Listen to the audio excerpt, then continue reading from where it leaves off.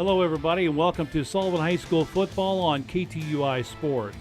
Tonight's game being brought to you in part by St. Louis Community Credit Union, Merrimack Tire, Dace Insurance, Peterson Oil Company, Bugsy ZX Convenience Store, Strasser Senior Services, Missouri Baptist Sullivan Hospital, Hanson Land and Title Company, Juergens Heating and Cooling, MKBBQ, Coldwell Banker Reeves Realtors, Jerry's RCA, and Sullivan Bank. It's time now to head out to the field for Sullivan Eagle football on KTUI Sports.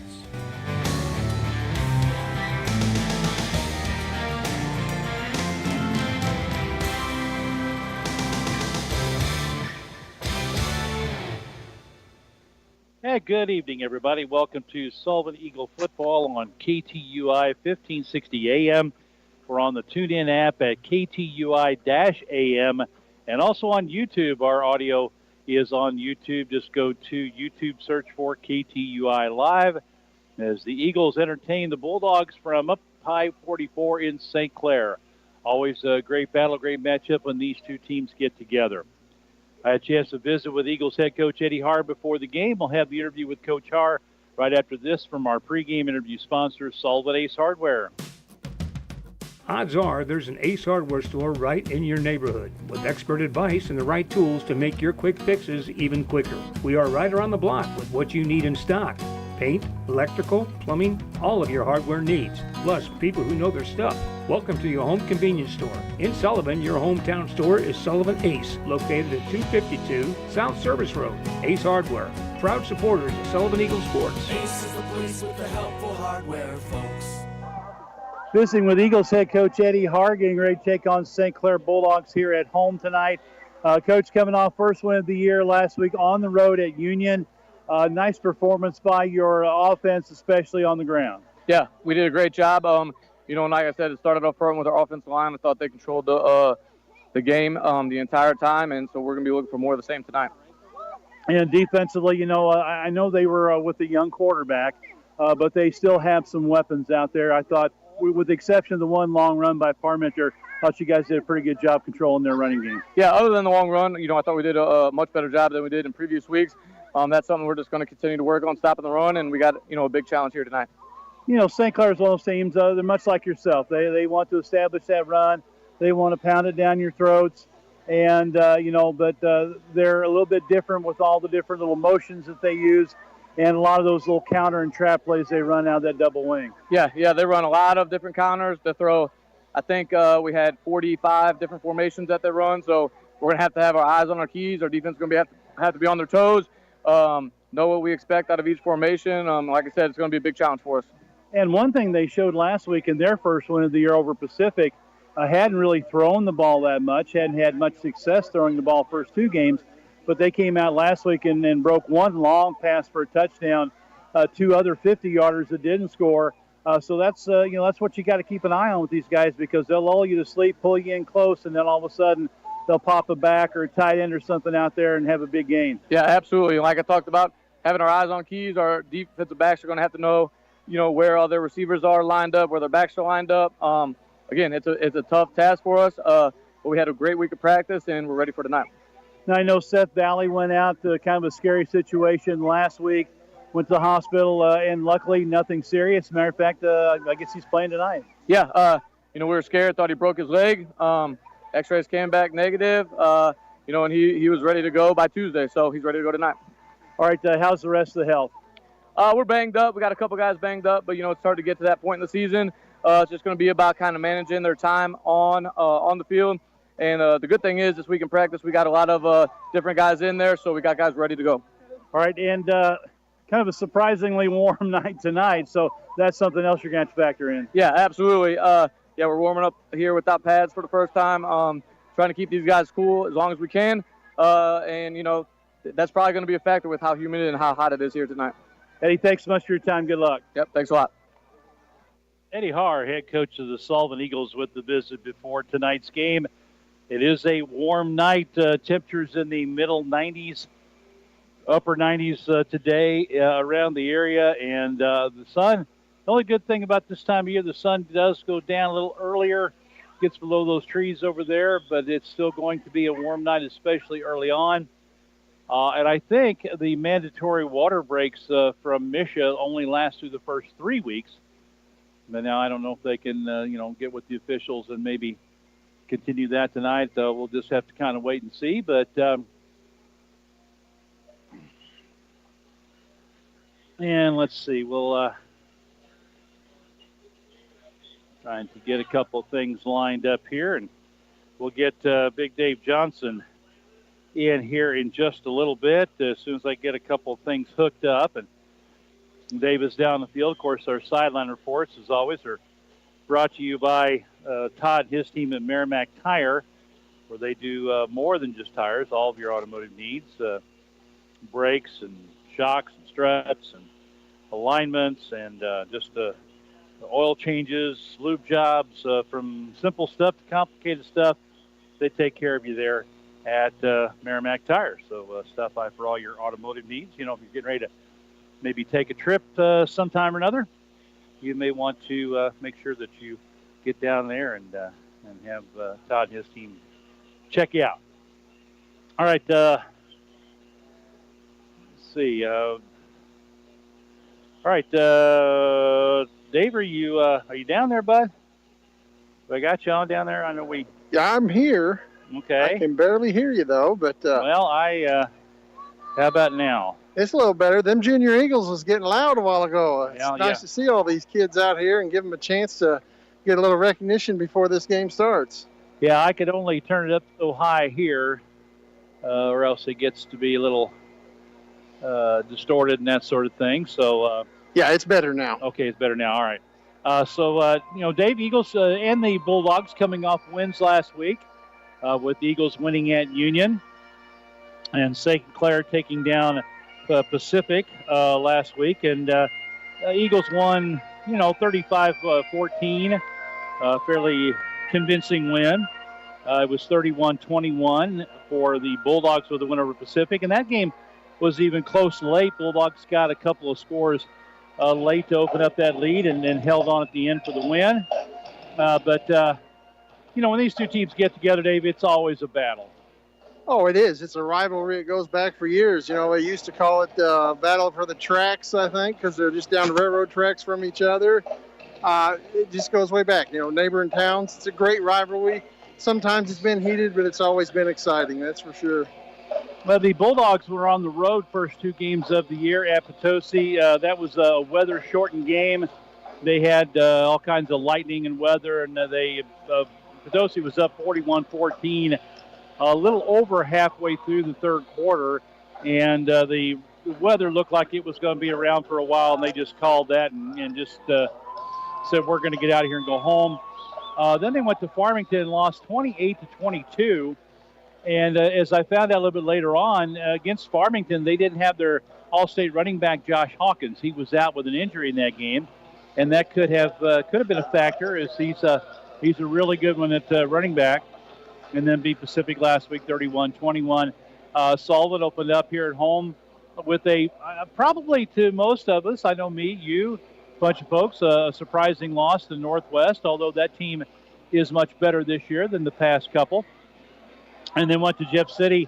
We're actually at a lead early in the third quarter, up 22-21 before Jeff City got a turnover and a mistake on a punt team and scored a couple of touchdowns, one like late in the third quarter, one in the fourth, and they went on to win it 35-22. And then, of course, the Eagles winning 35-14 last week. As you hear, the Eagles are coming on the field with the American flag and the Eagles flag out there in front as the team runs on. They had the junior football recognition night, and all the teams are forming a tunnel out onto the field for the Eagles to run through, and I know the kids were loving that. Dave, you were down there talking to a bunch of them before the game.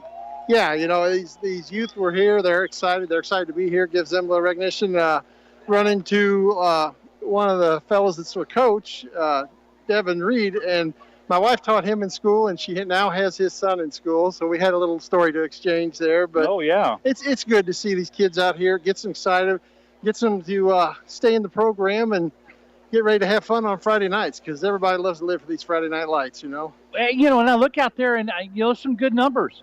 Lots of numbers. They have so many that their seventh grade team, they had to divide into 2 teams.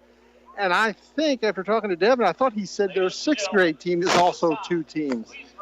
Well, you love to see that. Oh, yeah, that's great numbers. Let's keep them involved.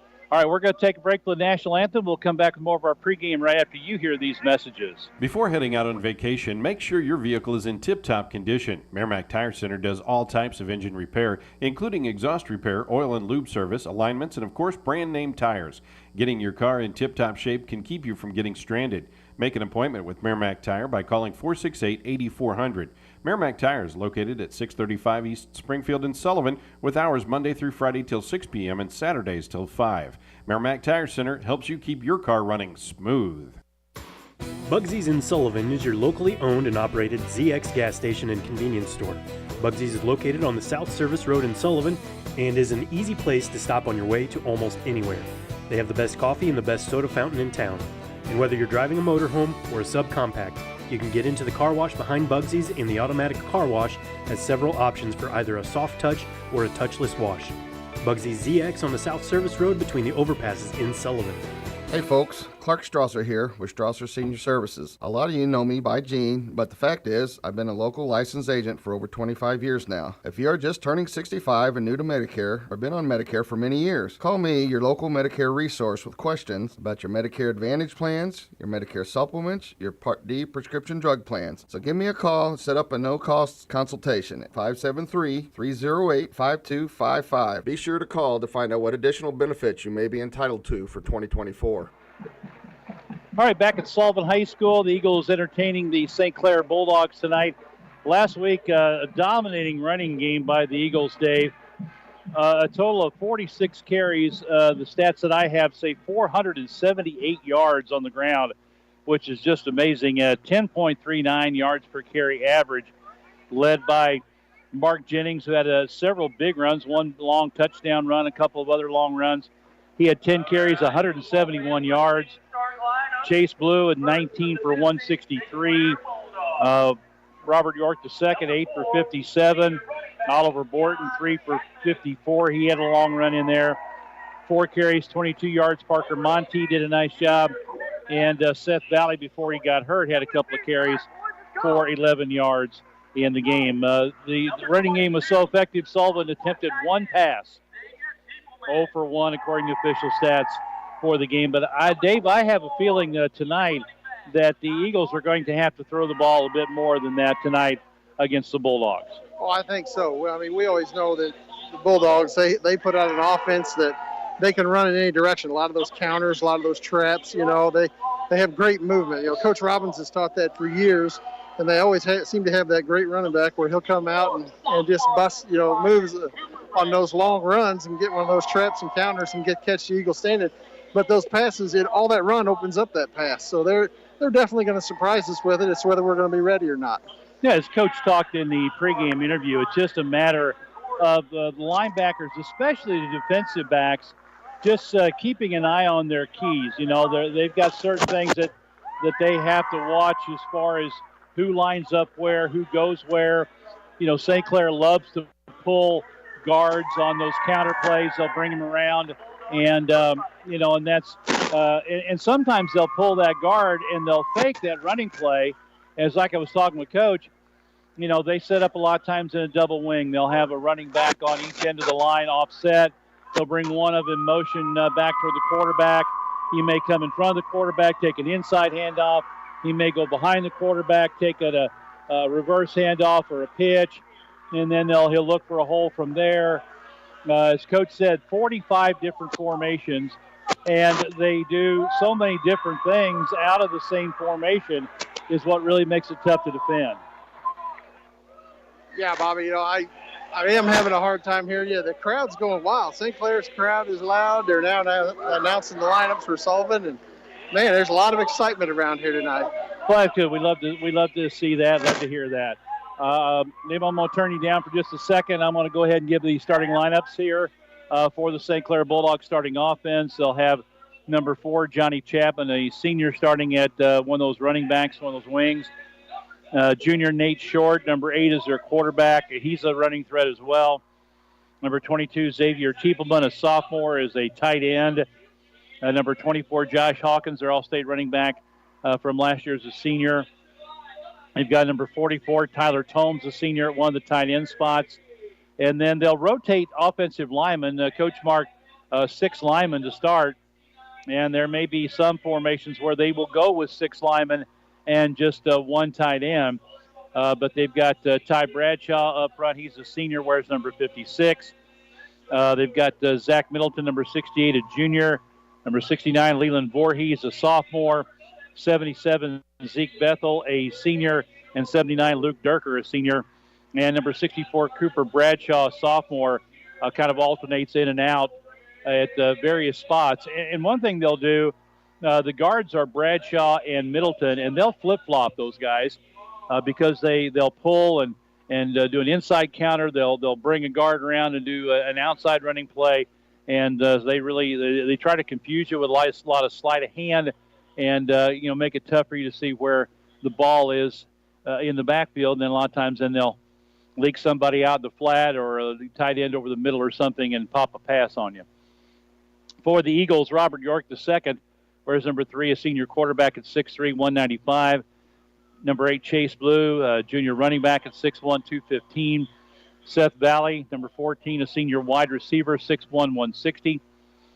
Also wide receiver, number 17, Oliver Borton, a junior at 5'10", 145. At wide receiver or running back, depending upon the formation, number 26, Mark Jennings. He's a junior, 5'6", 150 with good speed. Cameron York, a junior, number 31, a tight end, 6'3", 190. Up front, the big guys, number 53, Andon Carey, a senior, 6'1", 245. Number 69, Ethan Cook, a junior, 6'1", 265. Number 70, Nolan Center, a senior, 6'5", 285. Number 71, Benny Cornejo, a senior, 5'11", 211. And 74, Craig Bensbacher, a junior, 6'1", 260. Dave's out on the field for the toss of the coin as the captains go out. We'll send it down to Dave on the field. Eagles captains.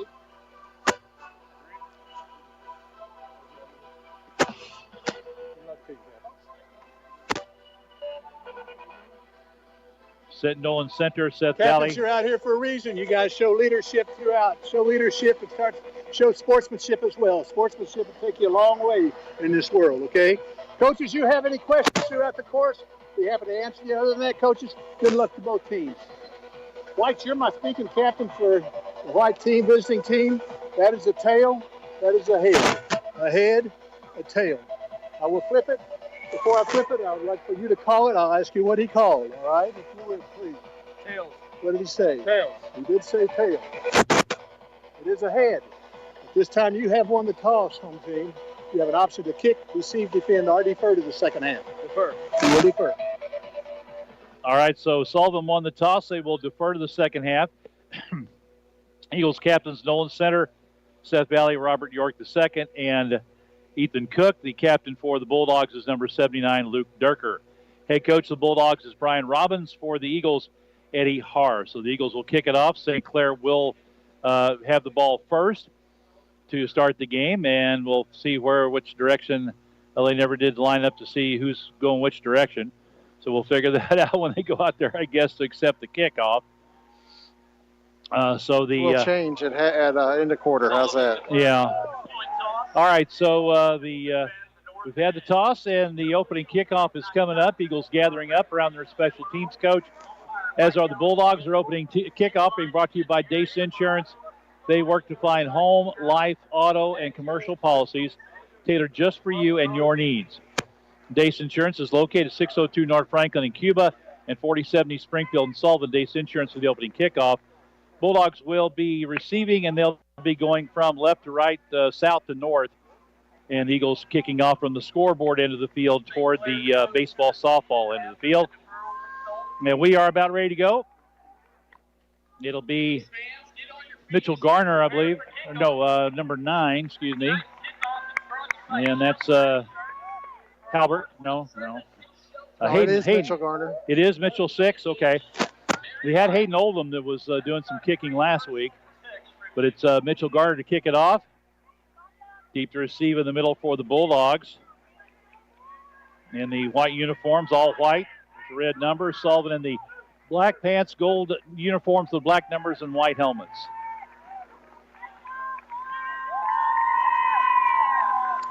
We are about ready to go, waiting for the whistle from Jim Earls, our referee. The officials are now all in their proper positions.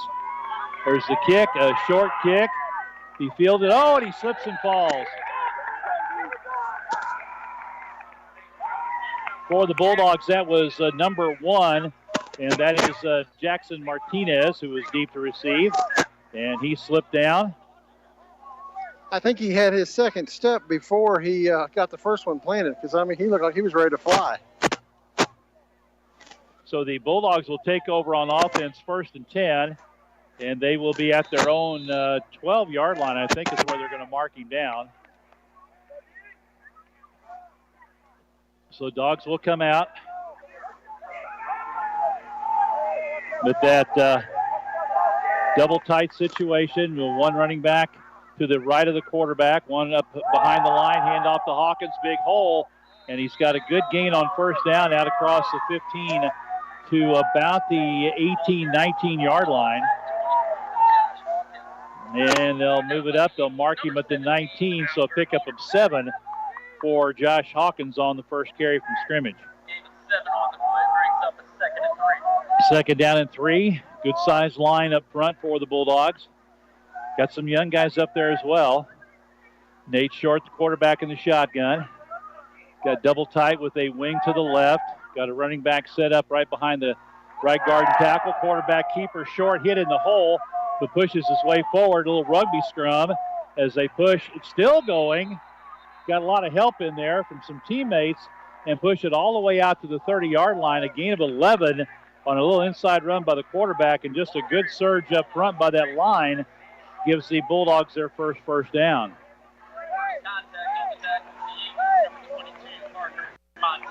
Yeah, I was talking today, Dave, with these two teams, the way they like to run the ball, we might be out of here by 9 o'clock. Always possible.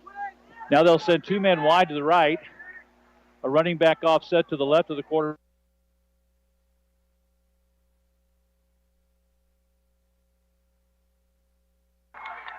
That was Mark Jennings, I believe, read that one and made a nice angle on the tackle, and he got Hawkins down around the ankles and dropped him.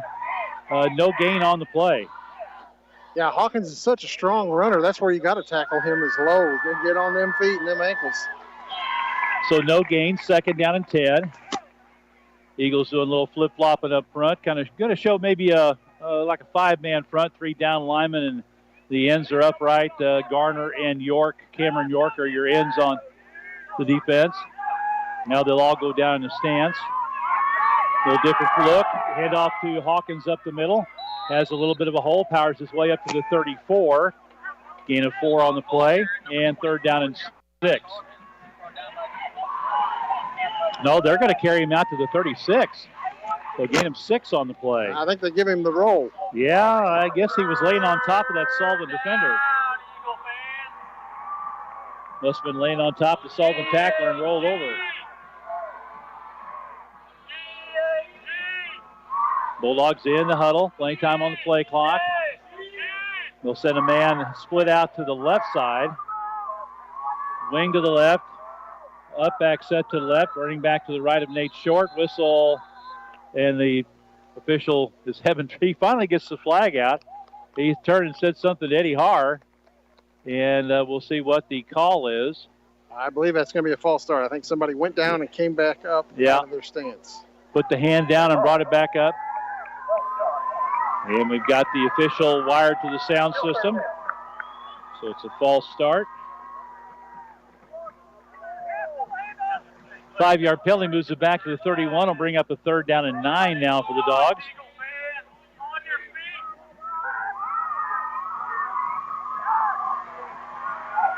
And waiting for the play clock to start.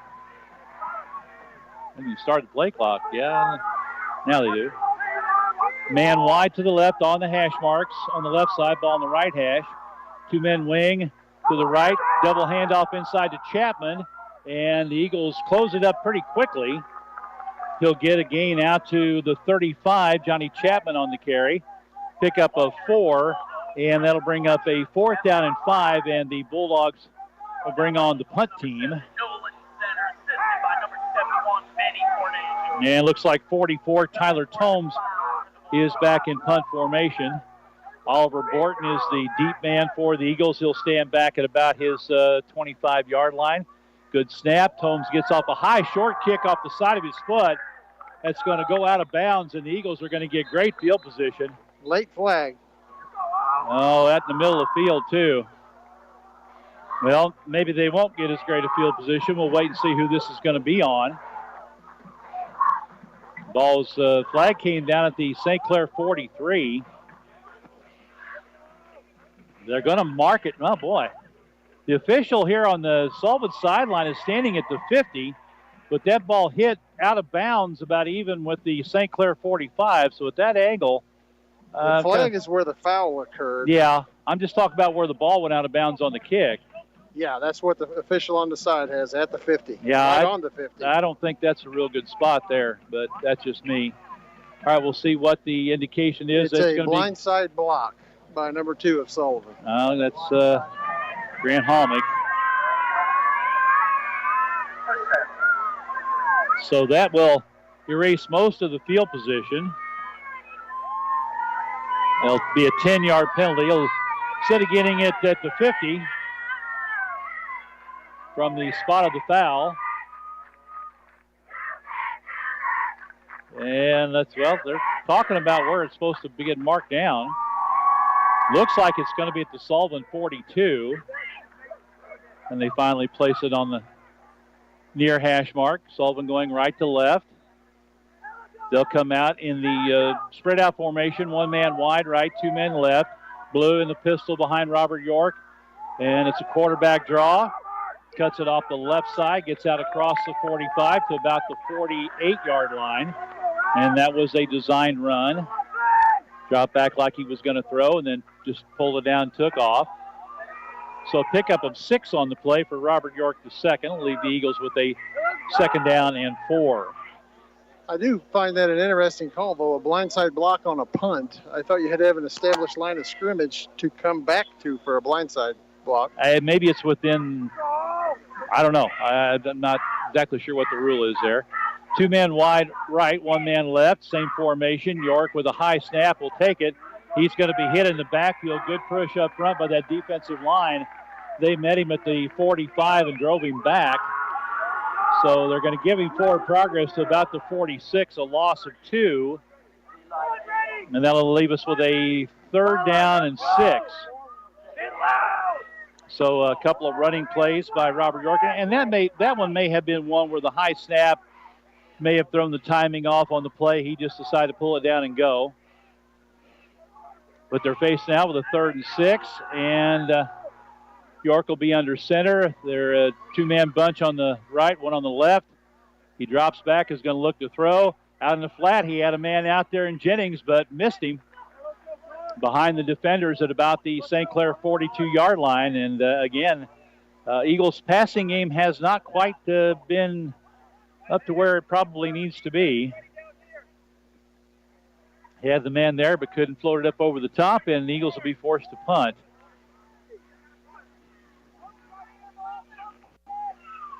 And that'll be number 27, Brendan Kepke, I believe, will be the punter.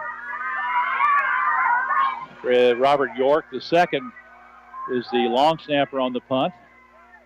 A high floating snap. He gets it, gets off a low end-over-end kick, hits and checks up at the 27, bounces back to the 30-yard line, and I think they're going to mark it touched at the 29. So 1 first down for the Bulldogs and a punt. Eagles were 3 and out. Eagles defense back out on the field. I want to thank the folks at Sullivan Pizza Hut for providing the pizzas for the Press Box crew and all of our home games for our delicious pizzas, wings, pasta, desserts, and more. Check out Sullivan Pizza Hut, 100 South Service Road. Delivery or carry-out orders, call 573-468-3952 for Sullivan Pizza Hut. Bulldogs set up with a wing on the left, double tight, running back offset to the right of the quarterback, and they've got that up back. Handoff up the middle, big hole. Hawkins breaks in the clear, and he's drugged down by an ankle. And he'll have the first down out across the 39 to about the 40. Just that little inside trap play and a quick hitter. That's one they always run to perfection, Bobby. They got that inside trap so good. The ball, nose of the ball on the 40, set near the middle of the field. Right near the little star where they teed up for the kickoffs. And again, everybody in tight with the wing to the left. That little fullback is ahead of the quarterback, just off the right of the center. Fake the handoff to Hawkins. Short will keep it. And again, that's a situation there. Short does such a good job of hiding that football. You don't know if he handed it off or if he's got it. And a good push up front. And he had a big gain of 8 yards on the carry. Sullivan rotating in some fresh defensive linemen. Right now, it's like the St. Clair offensive line's got the better of it. Oh, I believe so, Bobby. They're making holes right where they want them. So the Eagles have got a lot to do to come back and close those holes up. We have an official timeout. They're going to give them a water break. All right, so we'll take a break as well. With 5:54 to go in the opening quarter of play here at Sullivan High School, there is no score. When it comes to propane, think Peterson Oil Company, your ultimate refueling destination. From 20, 30, and 40-pound forklift cylinders to those trusty 100-pound tanks and even your beloved RV, Peterson has you covered. At Peterson, quality and quantity come together in one unbeatable deal. They fill cylinders to their full potential, usually 25% more than at an exchange. Call 573-468-6600 or stop by one of the offices in Sullivan or Owensville. Peterson Oil Company, fueling your world without emptying your wallet. So they are allowing the water breaks tonight. I know at one point it was just the first 3 weeks, if I'm not mistaken. But they may have changed that to 4. It may be they may have an option for the 4th week where they can take water breaks if it's warm like it is tonight.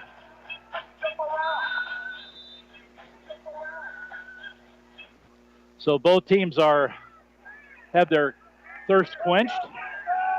They're back out on the field. St. Clair will bring 3 men wide to the right side. Running back Hawkins offset, and they'll roll to the right. Short's going to keep it. He stops, tucks under one tackle. Hit, wrapped up, and pushes his way forward to the 50, and will probably get the first down. Good pursuit by the Eagles. Cameron York was there. 71, Benny Cornejo was the man that forced him back inside, and they're going to stop the clock. I believe they got it, Bobby. And they're going to take a look at it. And they are going to move the chains. So he got just enough. He needed 2. He got 2 and a couple inches. It's that old ice cream cone right there. Yeah, there you go. Perfect example. 1st and 10 Bulldogs at the 50. Body in tight. Again, a little double fake. Hawkins keeps it around the left side. Hit and wrapped up, but not until he gets about 5 yards. There is a flag. And we'll wait now to see what the flag's all about. Sullivan again rotating some interior defensive linemen into the game. Yeah, it's way in the secondary, so I don't know what the back judge seen, but he saw something. And it's going to be holding against St. Clair. Okay, so no 5-yard pickup there. They should mark that from the. Well, now they marked it from the end of the line. It's a 10-yard penalty, regardless.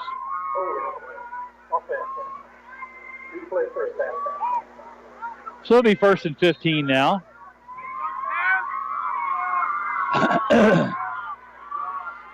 Inside 5 minutes to go, a quick first quarter. Bulldogs hit to the line. Big offensive line with the 2 tight ends. They've got a wing set to the left. 1 man wide to the right. Ball on the left hash mark. Man in motion. They fake the handoff. Short will keep it. Picks his way through traffic. And again, that great push. And he just keeps driving. And he got hit after about a 5-yard gain and pushed forward for another 5. So he's back up to where Hawkins was after the initial carry, so it's going to be 2nd down and 5 after a gain of 10. You know, Bobby, I wonder if the starter went out in his car, because the way he pushes, he can push start a truck pretty easy. Yeah, he's a good-sized kid, probably about 6'1", 6'2", maybe. I'd say right around that 180-pound mark. 2nd down and 5. Everybody in tight as always. Man in motion. And again, they fake to him, give it to Hawkins, and he's into the clear. And he's pulling people with him and still drags 2-3 Sullivan Eagles all the way down to the Sullivan 25-yard line. Pickup of 20 on a play where he was hit after a gain of about 5, squirted through a couple of tackles, and then dragging 3 Sullivan defenders with him. And there's a reason he was All-State last year. They don't list sizes, but Hawkins a good-sized kid at running back and better speed than you think. 1st and 10 now at the Eagles' 25-yard line. A patented methodical drive from these Bulldogs. They've got that back offset behind the right guard. Short will take the direct snap, and he'll squeeze it up. Another 5 yards or so, pretty much 5 yards at a clip here for the Bulldogs. And occasionally more than that, he gets it down to the 20 as they're chunking it up on offense here on the ground. Yeah, they're definitely playing the type of game they want. They're moving it at will right now against the Eagles defense. And the thing is, you've got 5 guys up front, but you're still outmanned. And sometimes on some plays, they have an extra offensive lineman, 6 offensive linemen and a tight end. This time they go with the tight end to the right. They'll split 2 men, or one tight end left, 2 men out to the right. 2 running backs offset behind the quarterback. They'll fake it. He'll roll right, looking for a target, pressured. He tucks it up. He'll run, slips through 1 tackle, slips to another. Benny with good pursuit. Benny Cornejo flushed him out initially and then followed him up, and he's going to be down at about the 16-yard line, about a yard short of the 1st down. That was just good hustle by Benny. He got penetration, flushed him out, forced him to pull it down and run, and then tracked him down from behind, and it's 3rd down and 1 at the Sullivan 16-yard line. Clock continues to run, 2:10 to go in this opening quarter of play. Bulldogs have double tight, wing to the right, the left back offset to the right. Hawkins to the left, gets the handoff, takes over the right side, follows his blockers, big gain. He busts through 1 tackle, another tackle into the end zone for the touchdown. He's just running over and through Sullivan defenders, and he got it into the end zone with a late stretch and a touchdown from 16 yards out for the Bulldogs. Yeah, Bob, you talk about a tough runner. You wonder why he was All-State. That just proves it right there. He was hit 3-4 times and just powered through them. He's a great runner, good, powerful runner. So Hawkins with a 16-yard run. Dawson Husserow will be attempting the extra point kick. Good snap, good place. Kick is up. It is good. With 1:54 to go in the opening quarter of play, St. Clair breaks out on top, 7-0. Take the responsibility for teaching students that any competition, no matter what it is, must be played within the rules. Officials of any game or contest are never given enough thanks, and the efforts of the officials account for the fairness of the competition. So to our Missouri high school officials, thank you for a job well done. The preceding message was brought to you by your friends at the Missouri State High School Activities Association and all of us here at KTUI Radio. Hanson Title Company has been serving the Franklin County area since 1865, providing their customers with high-quality service, reliable data, and quicker turnaround times to save you money. Hanson Title is the only title company in Franklin County that has their own title plant, and they have offices in Union, Sullivan, and Washington. Services include title insurance, title searches, construction dispersing, and 1031 tax-deferred exchanges. For any and all of your title needs, call Hanson Title Company at 468-2640 or in Union 636-583-2516. Number 22, Xavier Tiepelman, will kick it off for the Bulldogs. Tees it up middle of the field at the 40. For the Eagles, deep to receive, number 7, Kel Taylor-Gray, 5'2", 120-pound senior wide receiver, along with number 17, Oliver Borton. They stand back at the 5-yard line. Waiting for Jim Earls. He was over on the sideline talking to Eddie Hart. It was a quick check for the lightning. He thought he saw lightning in the background. So. Oh, let's not have that. So now we're ready to go. And a spinning kick, fielded at the 10-yard line by Taylor Gray. Out to the 20, slips a tackle, then he stood up and driven back at about the 26-yard line. Kickoff return by number 7, Taylor Gray. Taylor Gray with the return out to the 26, sets Eagles up there 1st and 10. Good job of catching that one. That's a spinning kick, is tough to gather in. Yeah, he did a good job getting his hands on it. We've been wanting to see Cal get a hold of one. And he made a couple good moves there, but just got lost in the pile there and got tackled. All right, so the Eagles need to answer offensively. Had a 3-and-out first time around, a couple of quarterback runs, and an incomplete pass on 3rd down.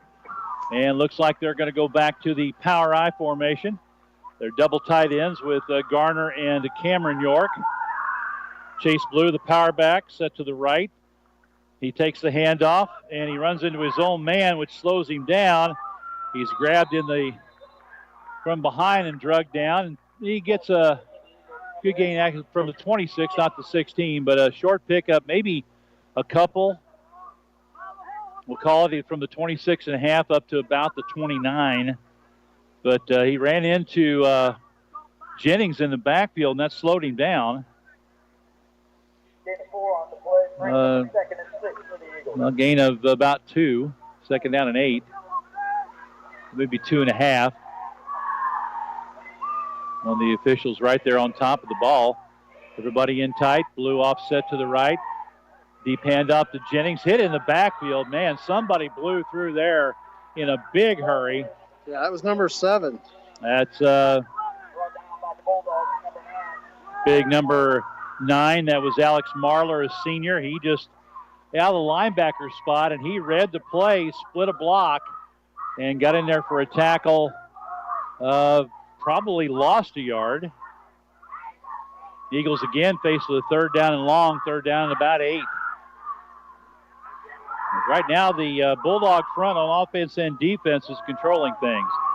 Sullivan with the 2 wings. They're all dancing around. Bulldogs with a late blitz.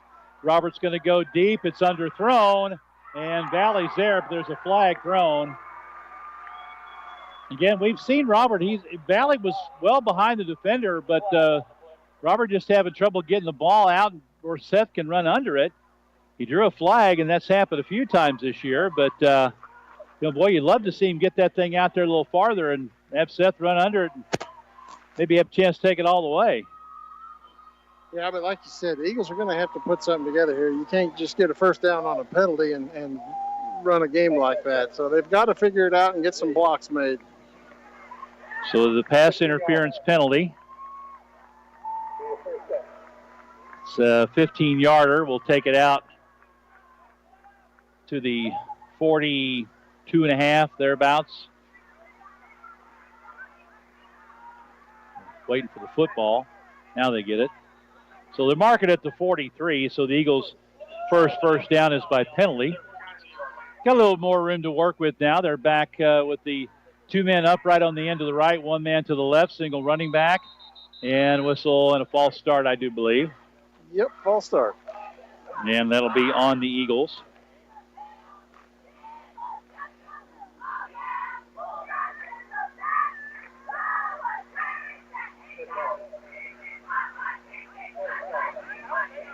Second penalty for the Eagles.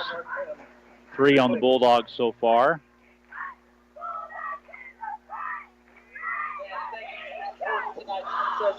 That'll set them back 5, 1st and 15 at the 38-yard line. New play comes in from the sideline.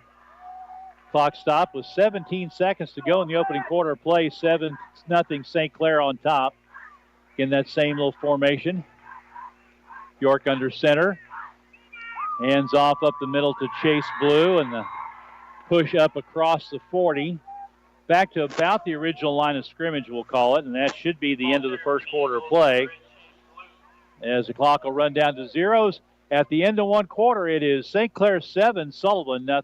Juergens Heating and Cooling has been providing the area with professional heating and cooling services for over 22 years. Whether your family's dreams of a new home have become a reality or increased efficiency and comfort when replacing your existing heating and cooling system, Juergens has the knowledge and craftsmanship to make sure all your needs are met. With an award-winning service department and quality installation professionals, Juergens strives to exceed every customer's expectations. Call Juergens Heating and Cooling at 573-860-4328. Comfort is one call away. At Sullivan Bank, we are committed to being a step up in service. We support our customers through every chapter of life. This includes your business endeavors, which is why we offer our Sullivan Bank Business app, where you can deposit your business checks, make transfers, and receive real-time alerts. Stop by Sullivan Bank today to experience a step up in service for yourself.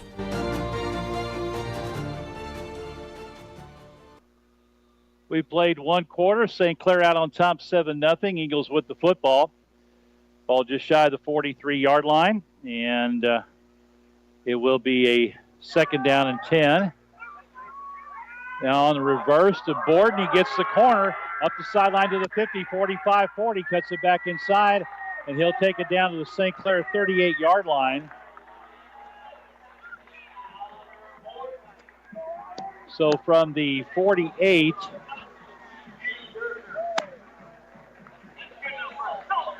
So pickup of 14 on the play by Oliver Borton on the end around, and the Eagles with their 2nd first down. Good job by Borton to get around the corner. 1st and 10 from the Bulldog 38-yard line. Got the 2 men upright on the wing on the right, 1 man on the left. Single back is Blue. Borton in motion again, hand off to Blue, picks his way through, spins back to the middle. And a short gain down to about the 35 for a gain of 3.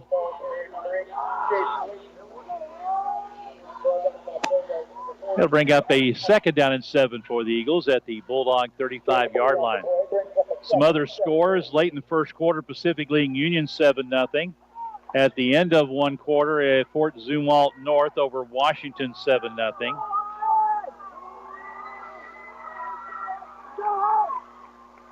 Eagles at the line, same formation, man in motion. Jennings from right to left. He'll take the pitch, cuts it back up inside, squeezes through one, hole hit, and pushes his way forward for a gain again of about 3. Down to about the 32-yard line. We bring up a 3rd down around 4.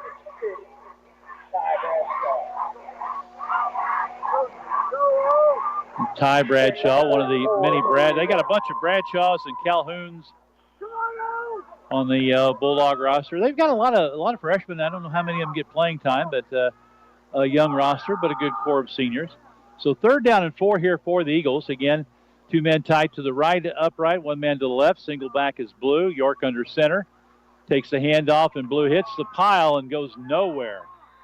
There was absolutely nothing there for the Eagles, as Chase may get a yard to the 31. That'll bring up a 4th down and 3. And let's see what the Eagles do here. Oh, I think they're going to go for it. There's not Robert York's over on the sidelines getting the play in now. So York will head back to huddle. He's going to have to hurry. Gets in the huddle with 15 seconds. They'll break the line. So big 4th down play here for the Eagles. In same formation, York under center. Drops, looks like he wants to throw. He's going to go deep. He's got a man there. It is incomplete. Again, he had to wait on the pass. That was Jennings, I believe, down at about the 10. He was well behind the defender, had him fooled, but he had to wait on the pass. It was in his arms and just couldn't bring it in. Yeah, like you said, Bobby, it hit him in the chest. You know, that's the one you got to catch. He was kind of falling backwards. But, yeah, he should have caught that one. So nobody feels worse about it than he does.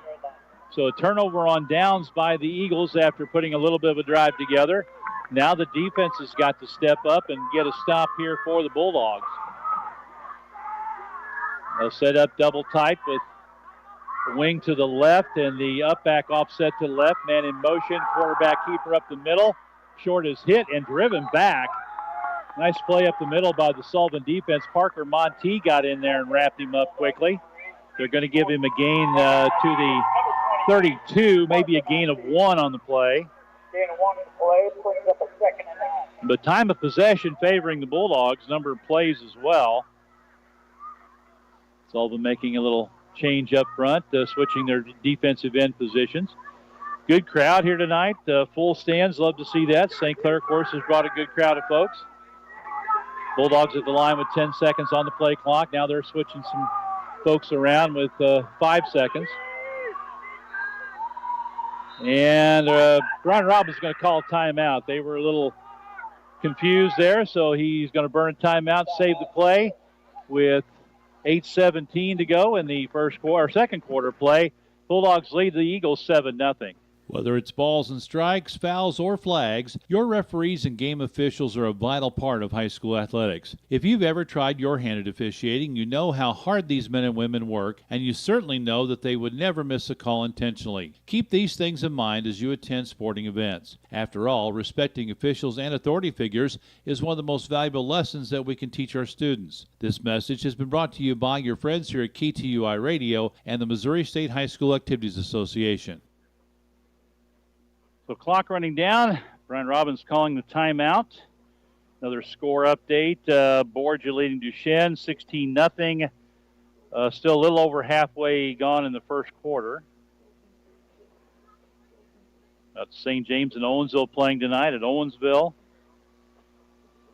Union and Pacific playing. Herman's got a game tomorrow. Second down and 9. Double tight with the wing to the right. Short in the shotgun, up back, set to the left, man in motion right to left, takes a snap, tries to get the corner. He's got the 35 and knocked out of bounds. Dawson Husserow gets out near the 40-yard line. We'll see where they mark him. And we've got a flag down, I believe. Yeah, it was hold on the tight end over here. Yeah. So that'll erase that play.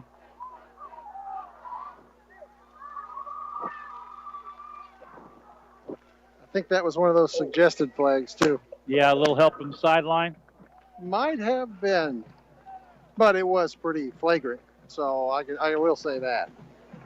So holding penalty on the Bulldogs will move the ball from the 32-yard line. Should take it back to the 22, and it'll make it a second down and 19. St. Clair to the line. They'll spread 2 men out wide to the right. Ball on the left hash mark. The wing will be set to the left. Running back Chapman is back there, I believe. Nope, that's Hawkins. Takes the handoff. Off the right side. Stood up after a short gain out to near the 25. We'll give him a gain of 3 on the play. Brought down by the Eagles, number 22, Parker Monty, and assisted by number 42, Isaiah Skaggs and Parker Monty in on the stop. I think it's time they sneak somebody out for them long passes. You know what? That wouldn't shock me a bit. Third down, about 16 now. This is where your defensive backs really have to be aware. They've got to follow their keys. Linebackers are well off the line of scrimmage. He's going to drop back. He's going to throw it out to the side. He's got a man open, but could not make the connection. That was the tight end, Tomes. Little chip block, and he just drifted out to the sideline at about the 40. Would have been close to a first down, but Short could not make the connection. And he was wide open, Oh, yeah. too. Oliver Borton was 8-10 yards away from him. So a misconnection there for the Bulldogs with an open receiver. Will bring in a punt. Holmes will step back to get the punt off, and Borton will drop back to his own 37. Good snap, no pressure, and a good kick by Tomes this time. Back to the 33-yard line. Borton coming to the near sideline. A little hesitation. Not going to be able to get the corner. He'll be thrown down at about the 41-yard line as he goes all the way across the field. And a return of about 8 yards net. The Eagles defense steps up with the help of a penalty. and they force the punt. It'll be 1st and 10, Sullivan at their own 41-yard line.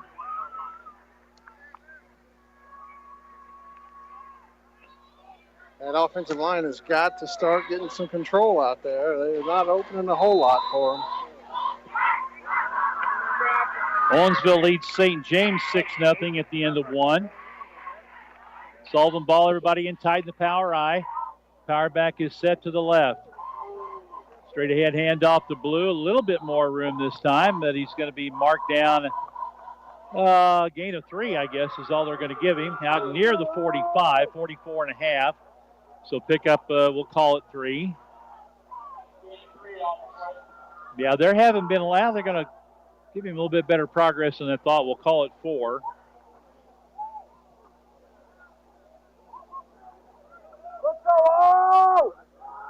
So the big holes haven't been there, but you keep grinding it out. Maybe one of these times it'll bust. Everybody in tight. Power back set to the right. Pitch back to the tailback. Jennings got the corner at the 50, 45, and pushed out of bounds in the Bulldog territory at the 41-yard line. 10, 14 yards on the carry by Mark Jennings. And that'll bring up a 1st and 10 for the Eagles. Jennings just used that speed, a little simple pitch. Had a good block on the outside, able to get the corner and get a good gain for the 1st down. Ball is on the right hash mark. Sullivan going from left to right here in this second quarter. 6:24 with the clock stopped. 7-0 Bulldogs. Everybody in tight. Power I formation. Blue the power back set to the right out of that I. Fake it to Blue. They'll hand it off, or York keeps it, runs through one tackle, runs through another. Finally spun down at about the 35, I think, is where they're going to mark him. Good effort by Robert York II to spin out of a couple of tackles. He'll pick up 6. Good gain on 1st down, 2nd down and 4 at the 35.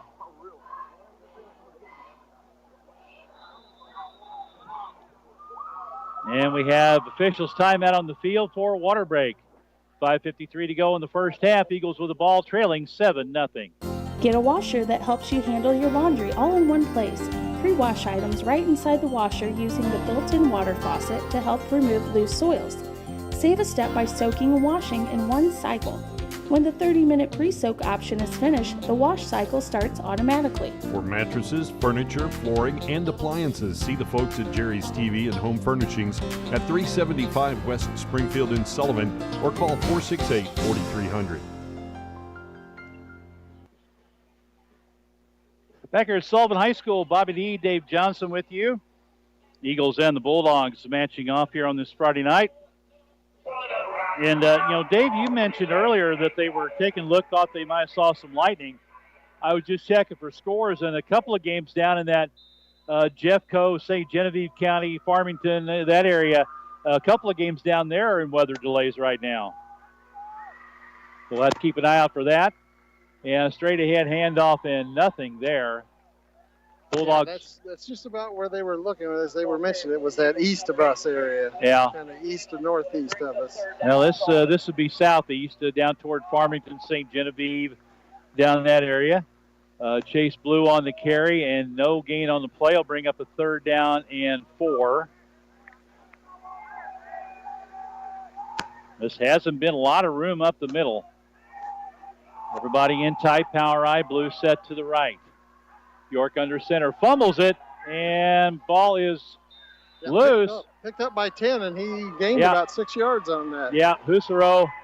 Ball was fumbled as York tried to go down for it. It was kicked away, and a turnover by the Eagles. And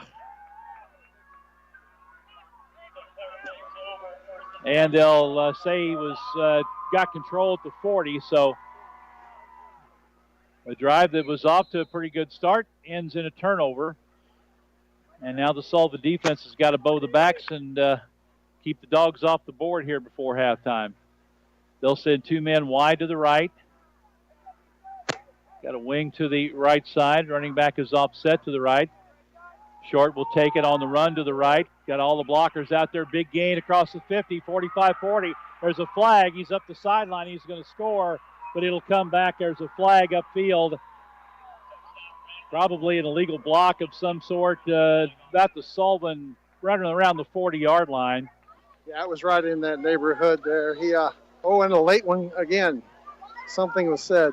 And that was amongst a bunch of Sullivan players, so this may wind up being offset because the official that threw the late flag is looking at the group of Sullivan players that were down about the 25-30-yard line. Well, there was one player moving through, so St. Clair player moving through. Okay, well, we'll wait and see what all comes in. I'm kind of thinking one of these is going to be on Sullivan because Eddie's out on the field with his hands stretched out to the side. And that's so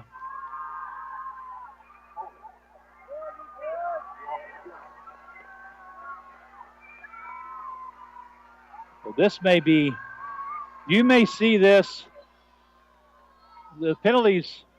Well, the second one would have been a dead ball. Yeah, so they may mark off the hold, and then they'll do. And now there's another one. There's one on the St. Clair sideline, and that's going to be on the St. Clair bench.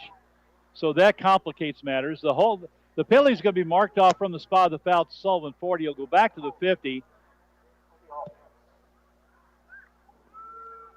So they marked that one off. Now we've got the other two flags we've got to talk about.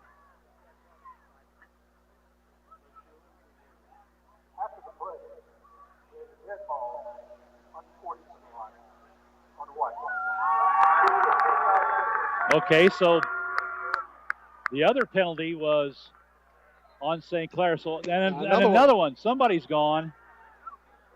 There's another flag that just got thrown after that, so somebody's out of here. Unless it was on two separate coaches.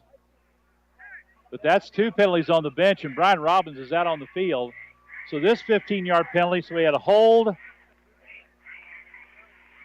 and then an unsportsmanlike.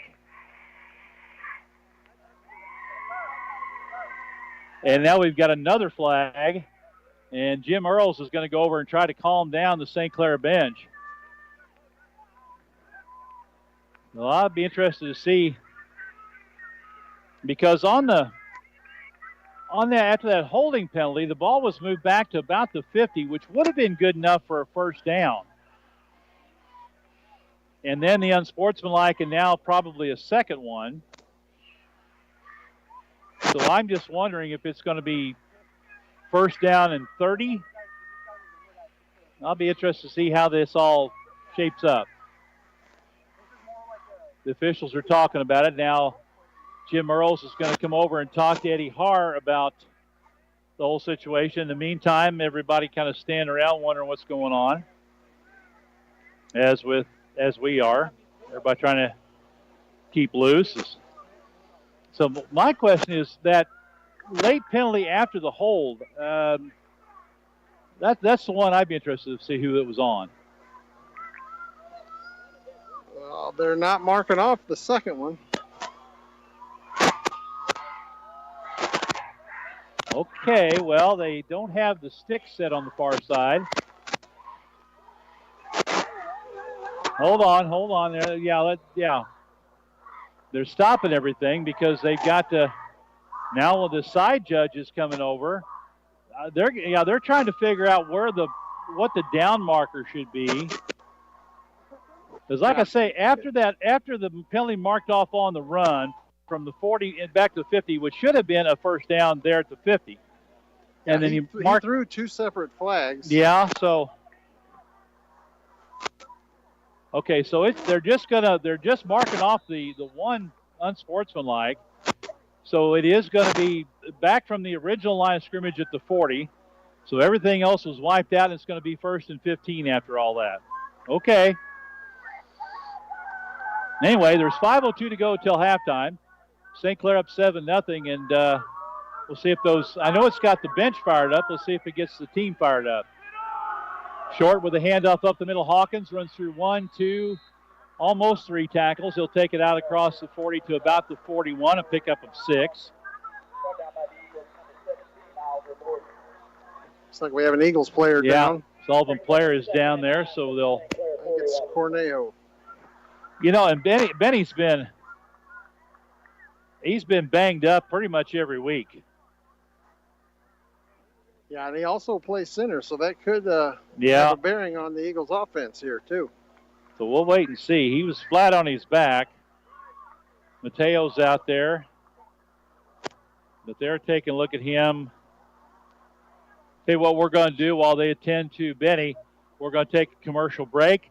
We'll see. Well, hang on. They've got him upright, but he's not putting any weight on his left leg. Now he's trying to walk on it. Well, we'll keep it here. Mateo's going to help him off. So that's Benny plays a linebacker spot, and of course, as Dave mentioned, center on offense.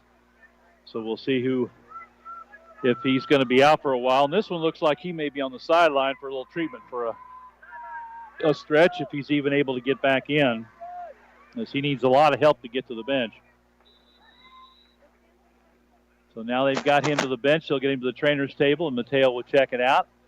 2nd down and 9 for the Bulldogs. Clock running with, the clock has stopped on the injured player. Play clock is running. Bulldogs at the line. They've got wing to the right. Hand off on the sweep. No, fake it, and Short will keep it. And again, a lot of room up the middle. They fake that handoff to Chapman coming around from right to left, and immediately that takes you guys on the outside part of the defense. They've got to respect that until they figure out that he doesn't have the ball. And Short will take it out to about the 48 for a gain of 7. And after 1st and 15, it's now 3rd down and 2. So a big play here for the Eagles defense, and even if they don't get anything, you may see the Bulldogs go for it here on 4th and short, even if they don't get the first down. 2 men to the left. Snap, inside handoff, and I think he's going to be stopped short. Got tripped up in there by, looks like Grant Hallmick submarined in there and got his knees, and then somebody hit him to keep him short. They put the ball down at the 50. Oh, boy, that's a bad spot. And they're going to take a little timeout here to measure, I think. That's a bad spot. I don't think he ever got the ball near the 50. Yeah, it was hard for me to tell because on that white of the eagle head in the center of the field, it just couldn't tell where the ball was when he went down. Yeah, I think they gave him about a half yard extra on that one. Because Hallman got him low, and then somebody hit him up high. And he got bent backwards. He got pushed backwards. But, yeah, it's going to be a 1st down. Boy, the Eagles had a tough break there. I was not exactly sure that was the proper spot, but that's where they put it, so it'll be a 1st and 10. Bulldogs a fresh set of downs now with 3:46 to go till half, leading 7-0. And the Eagles defense thought they may have had him. Of course, it wouldn't have surprised me to see the Bulldogs go for it on 4th and inches there anyway. No, I believe they would have. So they've got a man upright, split wide to the right. Wings to the right. Hand off to Hawkins, trying to get the right corner. He's got lead blockers. He's to the 40, cuts it back inside 35, down to about the 33. Pickup of 17 on the play. As the Bulldog drive continues, Hawkins just gets out there, and again, they had a tight end to that side. They had their little up back and a wing on that side. You just outnumber the defense out there with the lead blockers out of the base defense, and he was able to follow through and get 17 in a 1st and 10. Now they've got the wing to the left with the man to the left. Up back is to the left. Hawkins offset to right up the middle. A good hole. He stood up and driven back. That was Parker Monteith that met him in the hole, stood him up. Hawkins on the carry. Monteith, a little help from Hallmick as well. Yeah, I think he's still got a couple, though. Yeah, it was a good stand-up by Monteith. But Josh Hawkins is a really good kid, too. I've had the opportunity to speak with him and get to know him a little bit. He works down at the park in the summertime, and he's a good kid, really personable, and just enjoy getting to know him. Yeah, you like to see kids like that have success, just not tonight. Well, that's for sure, you know, but when they do have success, you want it to be somebody like that. Same formation for the Bulldogs, 2nd and 8. Snap back to Short, hands off to Hawkins, powers his way over the left side. hits the pile and bowls forward to about the 27. Bulldog ball carrier number 24, Josh Hawkins. Pickup of 4, and that'll bring up a third down and about 4. That third down. Eagles making a substitution up front on the defensive line. They've been trying to rotate guys in, keep them fresh. St. Clair with a lot of guys going both ways, and you'd have to say they've kind of won the trench battle so far. Tight end to the left, with the wing to the left, up back to the left. Now they'll change everybody around, move the power to the right side. Hand off to Hawkins, big hole on the right side. Tripped up down to about the 20-yard line. They switched everything up and ran a little inside trap. And Hawkins with a big hole right side. He'll take it down to the 20 and pick up on the play of about 7 and a first down for the Bulldogs. You know, that's good discipline right there because you had 4 guys jump and move to switch that formation. Nobody jumped off sides. Good discipline for the Eagles defense by not jumping off sides when that many people move, but also good discipline to get down and get set by the Bulldogs. First and 10 Dogs at the Eagle 20.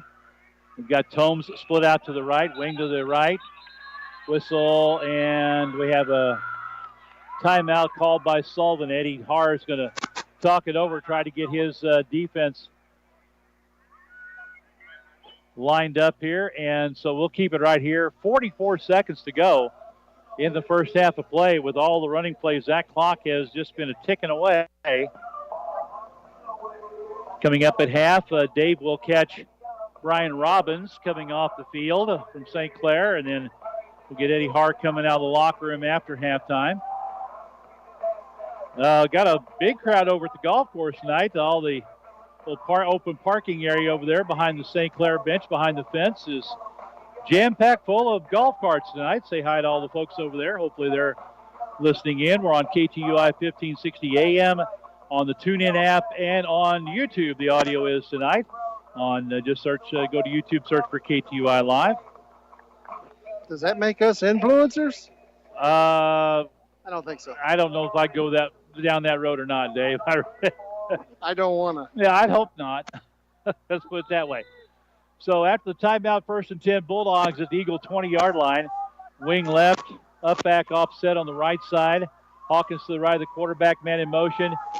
Quarterback keeps it up the middle, and again, he sold that when he squirts through and gets inside the 5. Had him hit shy of the 10-yard line, and he just ran through a tackle and squirts down to about the 3-yard line. It'll be first and goal, Bulldogs, and they are looking to add another one here before halftime. 26 seconds clock running. St. Clair has timeout left. They go quickly. And in the backfield, a handoff. He's in for the touchdown. That was Hawkins. So 17-yard pickup by Short, and then Hawkins takes it in from 3 yards out, and that adds to the Bulldog lead, makes it 13-0.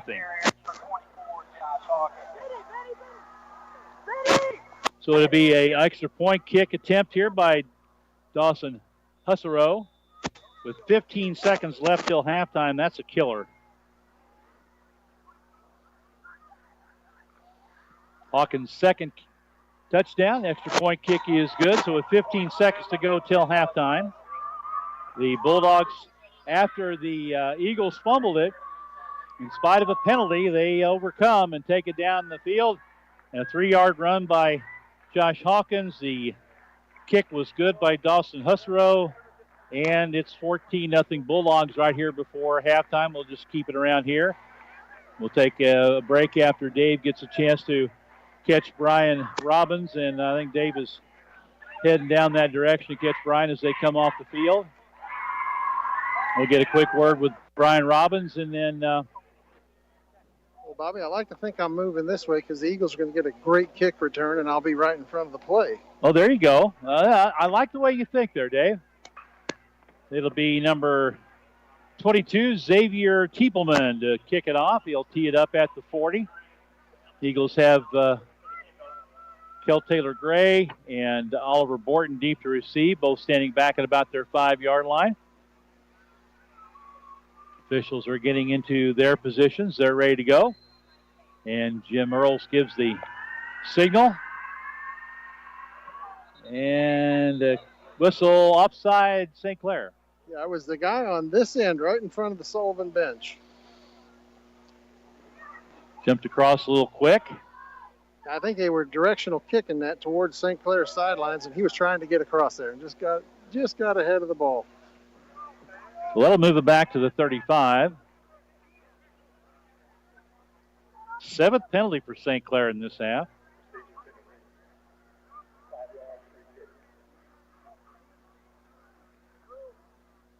But they have done a great job of overcoming all those and lead at 14-0 with just 15 seconds to go. Eagles will have time for one, maybe two plays, unless they run this back for a touchdown. He waits this time, and a high, short spinning kick, fielded at the 30-yard line, 35-40, squirting through out across the 45, out near the 50-yard line before being run out of bounds. 10 seconds. Are the Eagles going to have time for one or two plays? Number 25, Braxton Breen on the return. Well, they've got a timeout left. Actually, I think they have two. A lot depends. You could probably squeeze two in here, but St. Clair's going to drop half the team back to their own 30-yard line, anticipating a long pass. Got a hook and ladder Might be a time for it, in the playbook. Eagles will send two men out to the wide side of the field on the right, one man short side on the left, ball left hash mark. Blue behind Robert York II out of the shotgun. He drops. He's got some time. Now has to roll, and it's just going to be one play. He's going to run, and he's going to be tripped up as he gets to about the 39-yard line, and that'll take us to the halftime break.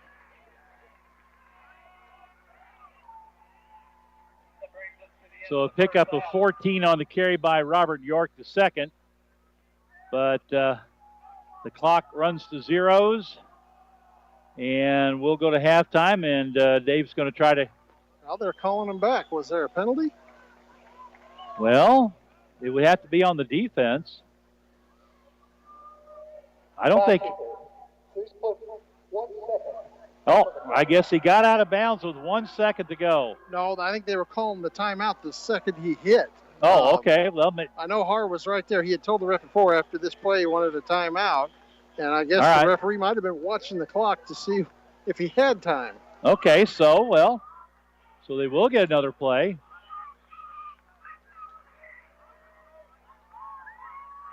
It'll be 1st and 10 at the 39-yard line for the Bulldogs. This will be the last play of the half. The Bulldogs got 5 deep again, all on the 10-yard line. It'll be the last play barring a defensive penalty. 4 wide. York drops. He's going to throw one deep. Got a man wide open, and it's picked off. Again, underthrown at the 50 and knocked out of bounds, and that'll end the half. And one of the Sullivan players, he got... Nolan Center was blindsided. Something fierce. Oh, that was totally unnecessary. And no flag. And Teo's out there.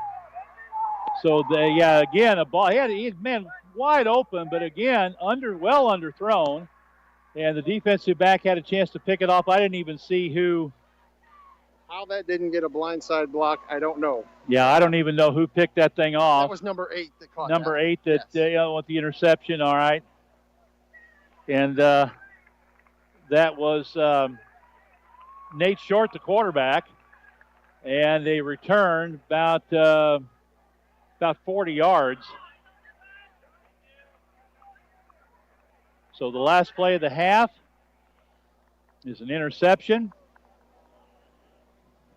Again, wide open, and he's floating it out there, and it just allows the defensive backs that are playing center field out there, it just allows them to make a play, and we'll send it down to Dave with Brian Robbins. Yeah, I'm here with Coach Robbins. Coach, the offense is moving the ball up and down the field, kind of at will. Yeah, just a lot of penalties. It's like 9-1 right now, penalties. So I don't know. We'll just have to keep overcoming those and maybe play a little bit smarter.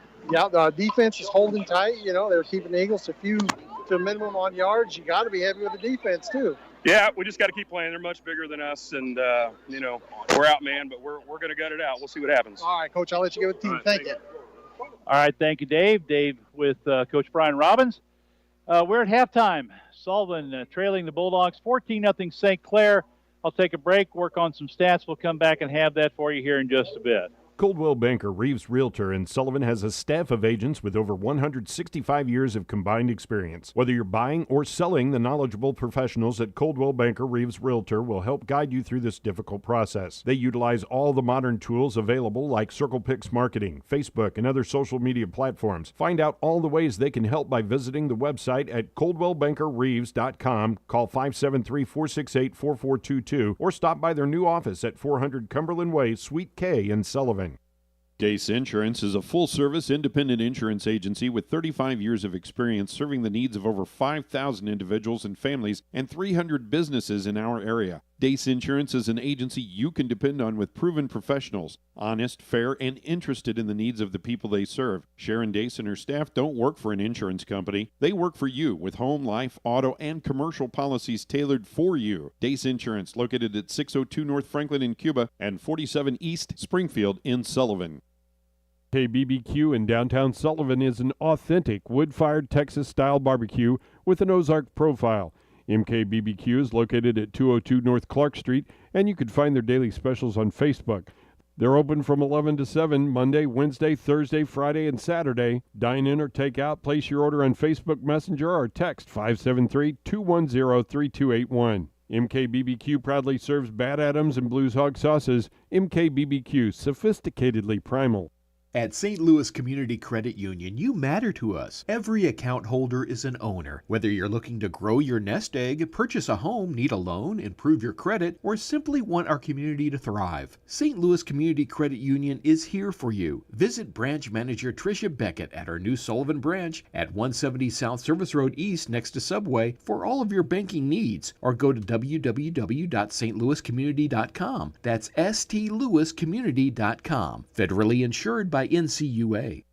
Juergens Heating and Cooling has been providing the area with professional heating and cooling services for over 22 years. Whether your family's dreams of a new home have become a reality or increased efficiency and comfort when replacing your existing heating and cooling system, Juergens has the knowledge and craftsmanship to make sure all your needs are met. With an award-winning service department and quality installation professionals, Juergens strives to exceed every customer's expectations. Call Juergens Heating and Cooling at 573-860-4328. Comfort is one call away. We are at halftime. Sullivan High School, St. Clair Bulldogs leading the Sullivan Eagles 14-0. Looking at the stats of the Bulldogs, 23 rushes, 157 yards. Again, those stats, of course, as always, are unofficial. 0 for 1 passing, 157 yards total offense in the first half for the Bulldogs. They had 7 penalties for 70 yards, and they had 8 first downs, all on the ground. Individually, 12 carries, 86 yards, 2 touchdowns for Josh Hawkins. Nate Short, 10 carries, 67 yards. Johnny Chapman had 1 carry for 4 yards. For the Eagles, as a team, 14 carries, only 69 yards, 0 for 3 passing with an interception, 69 yards total offense for the Eagles, and, of course, they put 478 on the ground against the Union Wildcats last week. Individually, Robert York, 4 carries, 24 yards, 6 for 15 for Chase Blue, 3 for 16 for Mark Jennings, and 1 for 14 for Oliver Borton. Eagles with 2 penalties, 15 yards, and 3 first downs in the first half. 1 by penalty, 2 rushing. They fumbled the ball once and turned it over. Recapping the scoring for the Bulldogs with 1:54 to go in the first quarter of play was a 16-yard run by Josh Hawkins. Dustin Husserow's extra point kick was good. It was 7-0 Bulldogs. And then after a Sullivan fumble and overcoming a couple of penalties, Bulldogs took it down and scored on a 3-yard run by Josh Hawkins with 15 seconds to go in the half. The extra point kick by Husserow was good, and that gives us our halftime score of 14-0. And a quick look at some other scores. We've got, after 1 quarter of play, Borgia leads Duchesne 23-0. At halftime, St. James leading Owensville 12-6. Late in the first half, Fort Zumwalt West leading Washington 14-12.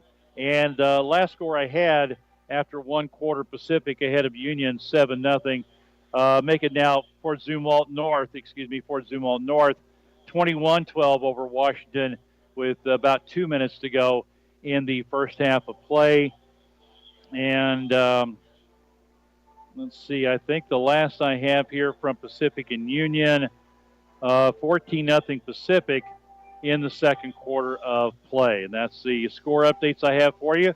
We'll take a break. We'll send it back to our Sullivan Bank Studios, KTUI Radio, for about 10 minutes of news.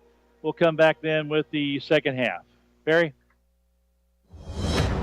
Breaking news this hour from townhall.com. I'm John Scott.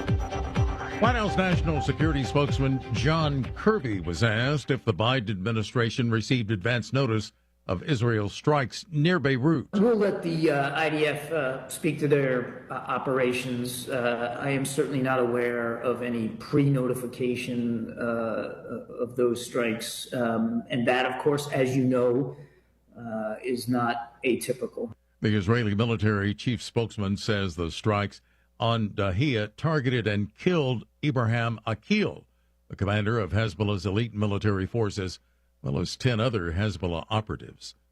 Also at townhall.com, in-person voting for the 2024 presidential election underway in 3 states, Virginia, South Dakota, and Minnesota.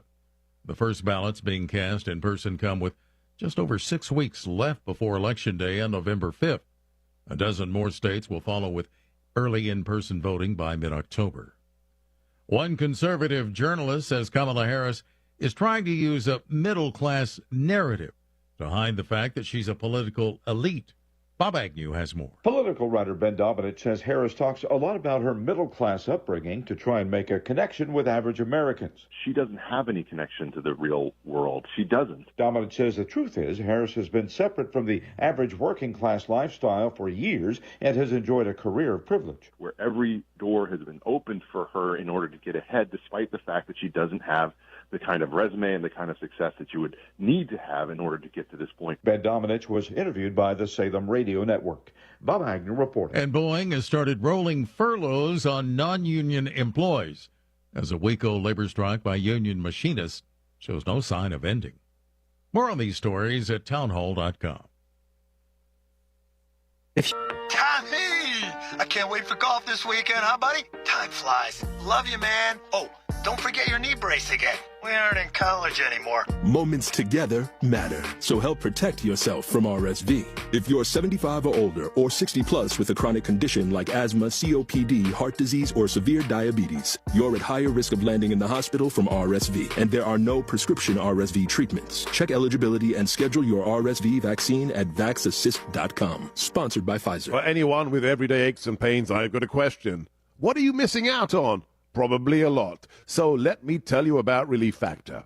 Relief Factor is a drug-free daily supplement that helps your body fight pain naturally. It doesn't just mask pain, it helps reduce or even eliminate it. In about 3 weeks, you'll discover what it's like to feel better. Go to relieffactor.com or call 1-800-4RELIEF and save on your first order. That's 1-800-4RELIEF. Residents of one small city dealing with the aftermath of an extremely severe storm. Hail the size of golf balls and winds over 70 miles per hour. The city of Pawnee, Oklahoma, about 60 miles west of Tulsa, got hit hard by Thursday night's storm. It knocked down trees, flipped over camping vehicles, and killed one person who was in an RV. The county sheriff said those in the path of the storm lost just about everything they own in a matter of seconds.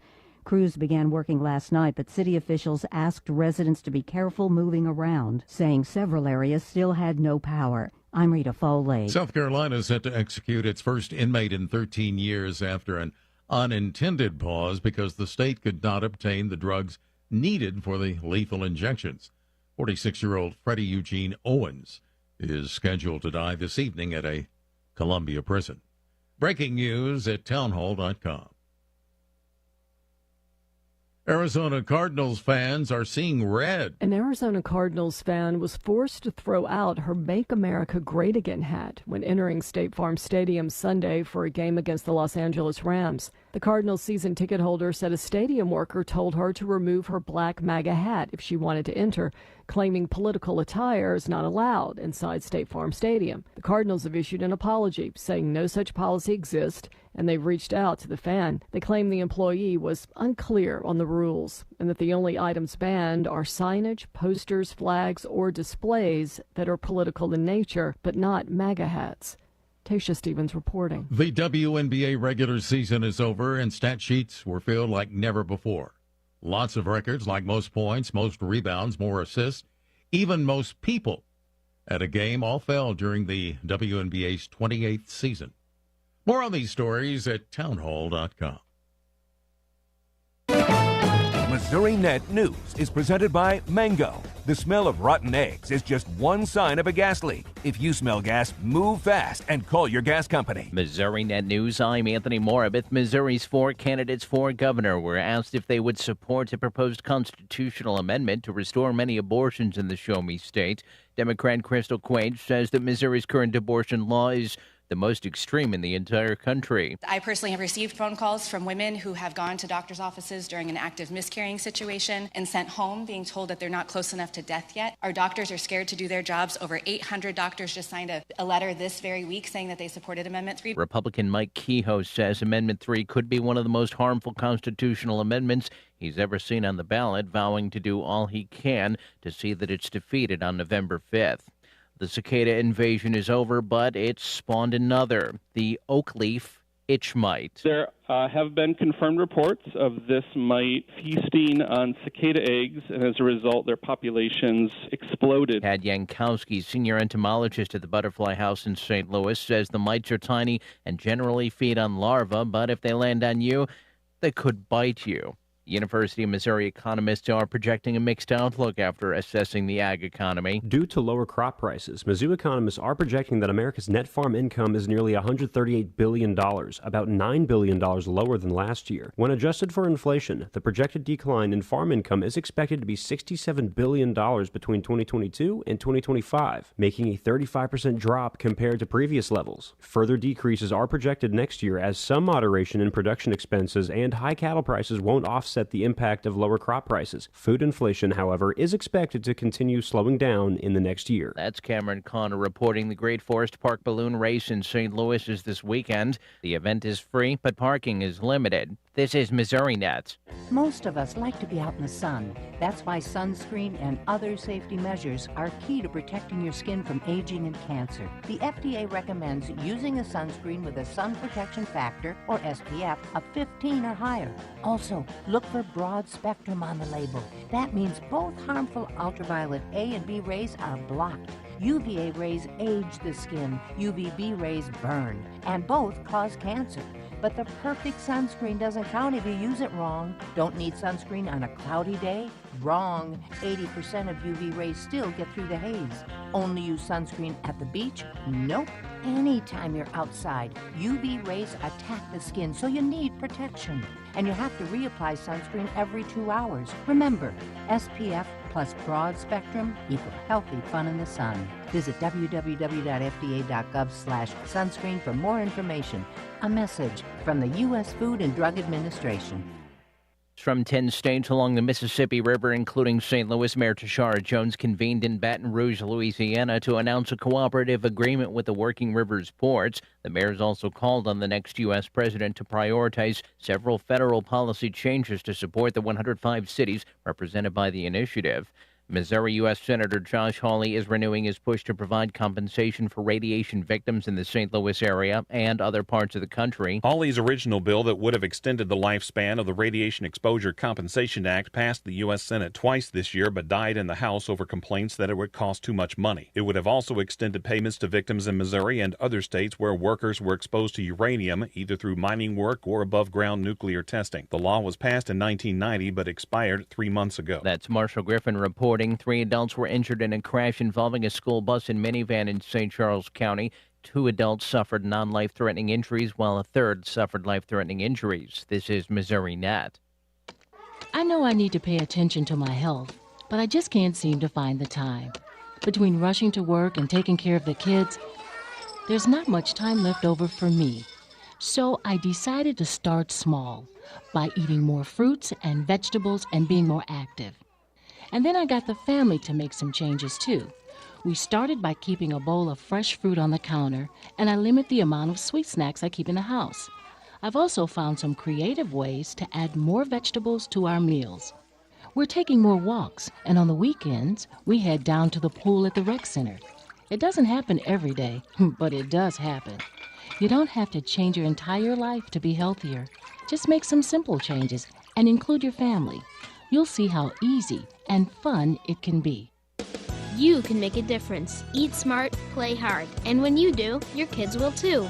A challenge from USDA.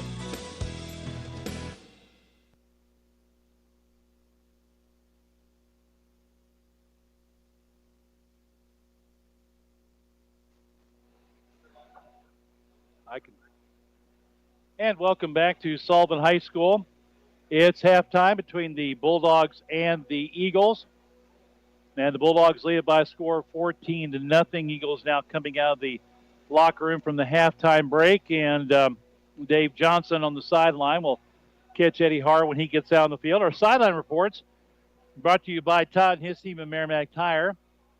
For all of your automotive needs, you need to see Todd. They'll do tires, they do brakes and oil changes and transmission work and engine work and shocks and struts, and you name it, they do it at Merrimack Tire. Located on East Springfield, right near the Highway 185 South Junction.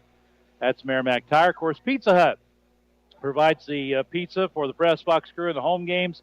We thank them for that. Pizza, wings, pasta, desserts, and more. 100 South Service Road in Sullivan for delivery or carry out, 573-468-8952. And Dave is on the sideline. He's got Coach Eddie Hart. Yeah, I got Coach Hart. Coach is a little bit different than last week, ain't it? Yeah, we just have, offensively, we got to execute, put the ball on the ground a couple times, halt our drives. And defensively, man, we just got to tackle better, get our pad level better, and we'll be in good shape. Yeah, it seems like we've been a little flat. My next question was going to be, what have you got to do to stop them? They've got a really good running offense, don't they? Yeah, they're coming off the ball much better than we are, so that's got to change. Throw some different looks at them here and see what happens. All right, can I get a little insight from you? What was those sideline flags about? Do you know? I just think that was their staff saying something to the officials. I'm not sure what was said, though. All right, I appreciate it, Coach. Thanks. All right, thank you, Dave. Dave Johnson with our sideline reports here, catching Eddie Hart coming out of the locker room at halftime, and we'll get a word with him after the game as well. All right, Dave. So it says they're going to throw a few different looks at him here in the second half. Going to have to probably change some things up because right now they pretty well got that power I figured out. Oh, yeah, they're going to have to change a lot, I think.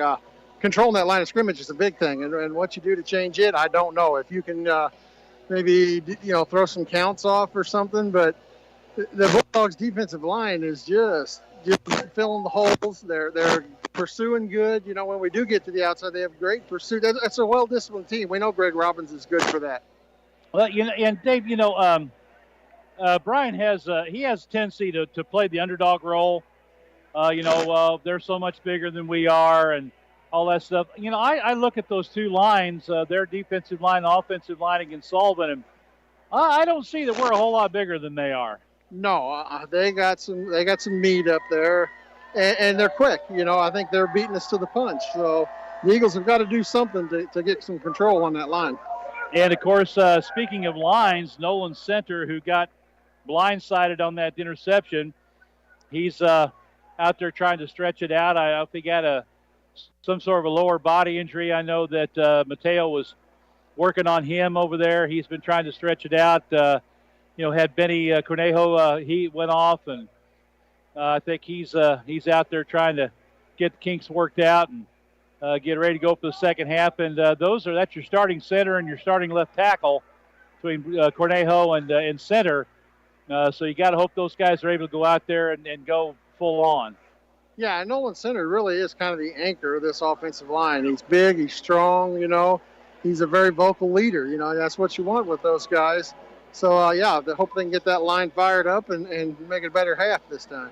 You know, and Nolan's a kid that's, you know, he's getting some looks. He's got some college offers to play at the next level, and he wants to stay healthy and go out and have a good performance against a good front, a good team like St. Clair. I know Nolan is now talking with the official, Jim Earls, who cranks the clock after they get the 3-minute warm-up period. And, you know, I don't know sometimes, Dave, about that 3-minute warm-up. Most teams are usually back on the field and stretched out a lot of times before that thing even starts.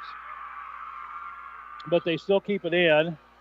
Oh, and, yeah. Yeah, so you've got both teams that are out here. They're all loosened up and stretched out. And now you start that clock, and they've all got to stand around for 3 minutes. Yeah, it's. I think it was meant whenever bands took longer, when schools had a lot more halftime stuff, that prevented them from getting right back on the field when they wanted to. And nowadays they're doing their performances a certain time, and they're done and out of there. Speaking of which, I think the band has a competition coming up, don't they? Yeah, the big Sullivan Marching Band Festival is tomorrow. I know the field performances start at 12:30 here on the football field tomorrow, and I encourage folks to get out, support that. There's going to be bands from all over that'll be in town, so expect heavy traffic tomorrow. We'll be busy, won't it? Busy restaurants and convenience stores and grocery stores and all those type of places are going to be jam-packed and full and busy all day tomorrow. I guess there's a parade in the morning of a parade competition. So that's all part of it. So get out and support the band tomorrow. Some halftime scores real quick. Pacific over Union 21-0. For Zumwalt North leading Washington 21-12. Still 6 minutes to go in the first half at last report. Borgia leading Duchesne 37-0. And St. James over Owensville 12-6. Sullivan gets the ball to start the second half. Kickoff brought to you by Dace Insurance. They work to find home, life, auto, and commercial policies tailored just for you and your needs. Dace Insurance has 2 locations, 602 North Franklin in Cuba, 4070 Springfield and Sullivan. Dace Insurance with the opening kickoff of the second half. It'll be Xavier Peopleman to kick it off. They'll kick a deep spinning kick over toward the far side of the field, bounces. They'll be picked up at the 10-yard line by Kel Taylor Gray. Breaks into the clear, but brought down. Valley. Oh, Seth Valley was back there. Excuse me. That was. And Seth, they had a hole there and got dragged down from behind at about the 28-yard line. So about we'll call it an 18-yard return for Seth. Well, that's a switch for the Eagles, putting him back there in that deep back. Yeah. So Robert York II comes off the bench. Eagles have it 1st and 10. They're on 28. And the offense really needs to put a drive together, stick one in the end zone here at the beginning of this third quarter to get old Mo back on their side of the field. Held it just 69 yards in the first half. Sullivan's going to show a familiar look. They've got the 2 men upright on the end of the line on the right, one on the left, single back behind York under center. Man in motion. Fake the pitch, hand off to Blue up front. Little room. He squirts out to about the 30-yard line, gain of 2 on the play, we'll call it, for Chase Blue, and a 2nd down and 8. Wrap both arms around the football. Good job by that Bulldog line. Laying off the block and wrapping up Chase. 2nd down, 8 for the Eagles at the 30. Same setup. York surveys the defense. Man in motion left to right. Pitch back, that's Borton. Trying to get the corner, and a great angle from the inside. Hawkins out of the linebacker spot. He shot a gap over here on the near side of the field and hit Hawkins right at the line of scrimmage. He had no place to go. Or somebody that was hit Borton. So now 3rd down and long on the opening possession. It's going to be second half of the Eagles.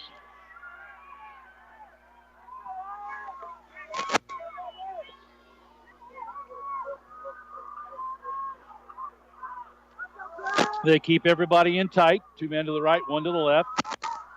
York under center, man in motion left to right. Again, it's Borden. Take the pitch. Inside handoff to Jennings. Breaks a tackle. Near the first down, but going to be a little short. Good tackle by the Bulldogs. They're going to mark him down at about the 38. They'll take a look at it. No, they're going to give it to him. Wow, the Eagles got a good spot there. Yeah, that was a close one. He needed 8. He got about 8'2". 8 foot in a ice cream cone. Here comes them ice cream cones again. Yeah. So a fresh set of downs for the Eagles. Again, everybody in tight. They've got the upright wings on the right, one on the left. Hand off to Blue. Hits, spins, gets across the 40. About almost the 41. Call it a gain of 3. Ball inside the right hash mark. Eagles going from left to right on your radio dial in this third quarter play. Eagles in the black pants, gold tops, and the white helmets. St. Clair in all white with the red numbers. Eagles have the black numbers trimmed in white. Same setup with the 2 wings to the right, 1 to the left. Bulldogs are all upright, dancing around the line of scrimmage. They fake the pitch. York drops, rolls, throws upfield. He's got a man, and Valley drops it. All alone at the 35, and he let it get through his hands, and a late flag comes in. Valley was having some words with one of the Bulldog players, and I don't know who that's going to be on. That may be on Valley. I got a feeling it was the extra shove down when Valley was trying to get up. Well, that might be too. Yeah, I did see that.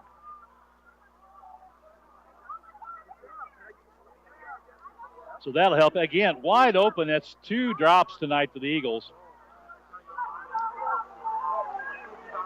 Personal foul against the Bulldogs, and that's penalty number 8.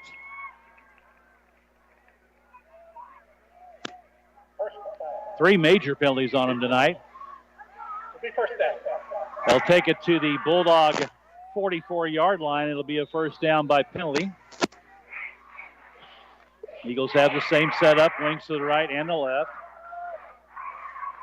York with a handoff to Jennings, gets the corner. He's got some room. He's at the 30, 25, 20, bounces outside and drugged down on a hip throw tackle at the 25-yard line.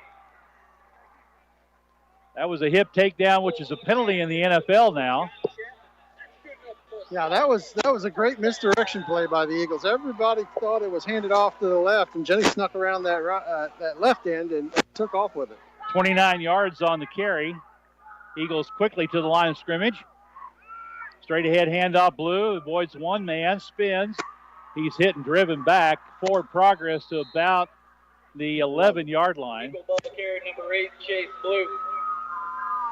So a quick pickup there of about 4, I guess. Second down and 6. Ball at the Bulldog 11. And that was a hard-earned 4, too. Oh, yeah. They've all been hard-earned for Chase tonight. He has not had anything easy. Single back. They got the 2 men to the right, 1 left on the wings at the end of the line. York will keep it at the 5, cuts it in to the end zone, touchdown. Faked it inside, kept it around the right end, got a good seal block, and then cut it back to the middle of the field, and Robert York takes it in from 11 yards out for the Sullivan Eagle touchdown. Quarterback number 3, Robert York. So Eagles cash in on the opening possession of the second half. And let's see. Josiah Tanner, I think, is going to be on 41, yes. To attempt the extra point kick. Eagles have a lineman they're waiting for. Now he gets out there. 10 seconds on the play clock. Plenty of time. Tanner, left footer. Good snap, good place. Kick is up, and it is good.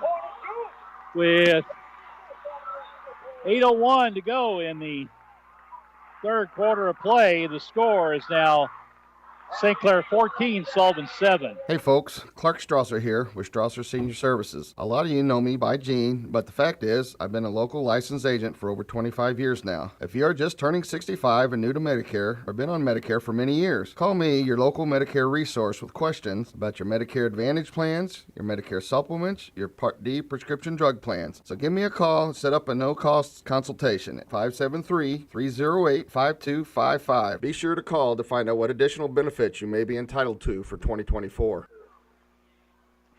So the Eagles cash in on the opening possession of the second half, get the lead down to 7.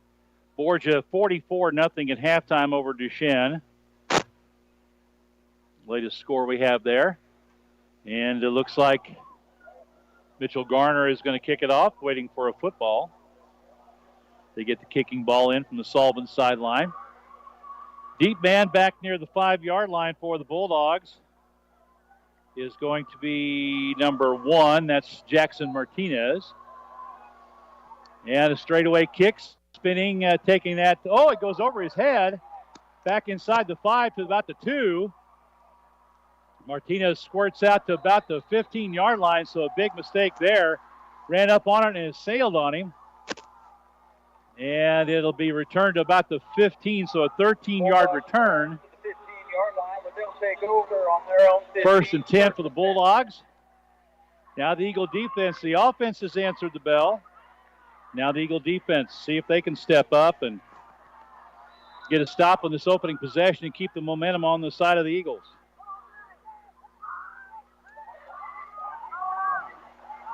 Bulldogs with the ball in the right hash mark, going from right to left. Nate Short in the shotgun. Up back on the left, wing on the left. Bringing back Hawkins on the right. Takes a handoff, big hole up the middle. He's hit, wrapped up fairly quickly. Bulldog ball carrier number 24, Josh Hawkins. Brought down by the Eagles, number 8, Chase Blue. Chase Blue on the tackle after a gain of 2. Something you don't say very often. Hawkins only got 2 on that kick. Yeah. Eagles filled the hole nicely that time.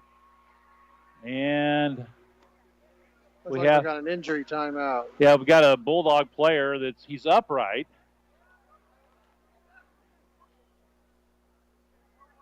But it's a foot or a knee or something, maybe a cramp.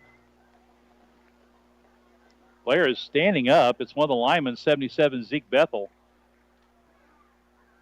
Right there at the line of scrimmage. I don't know if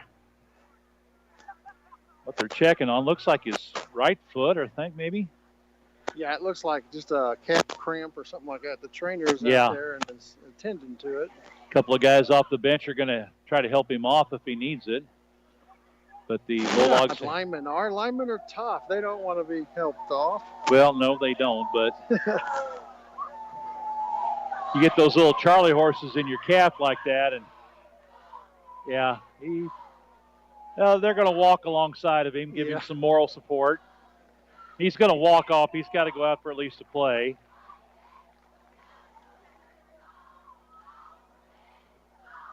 As he heads to the sideline, he'll bring up a 2nd down and 8.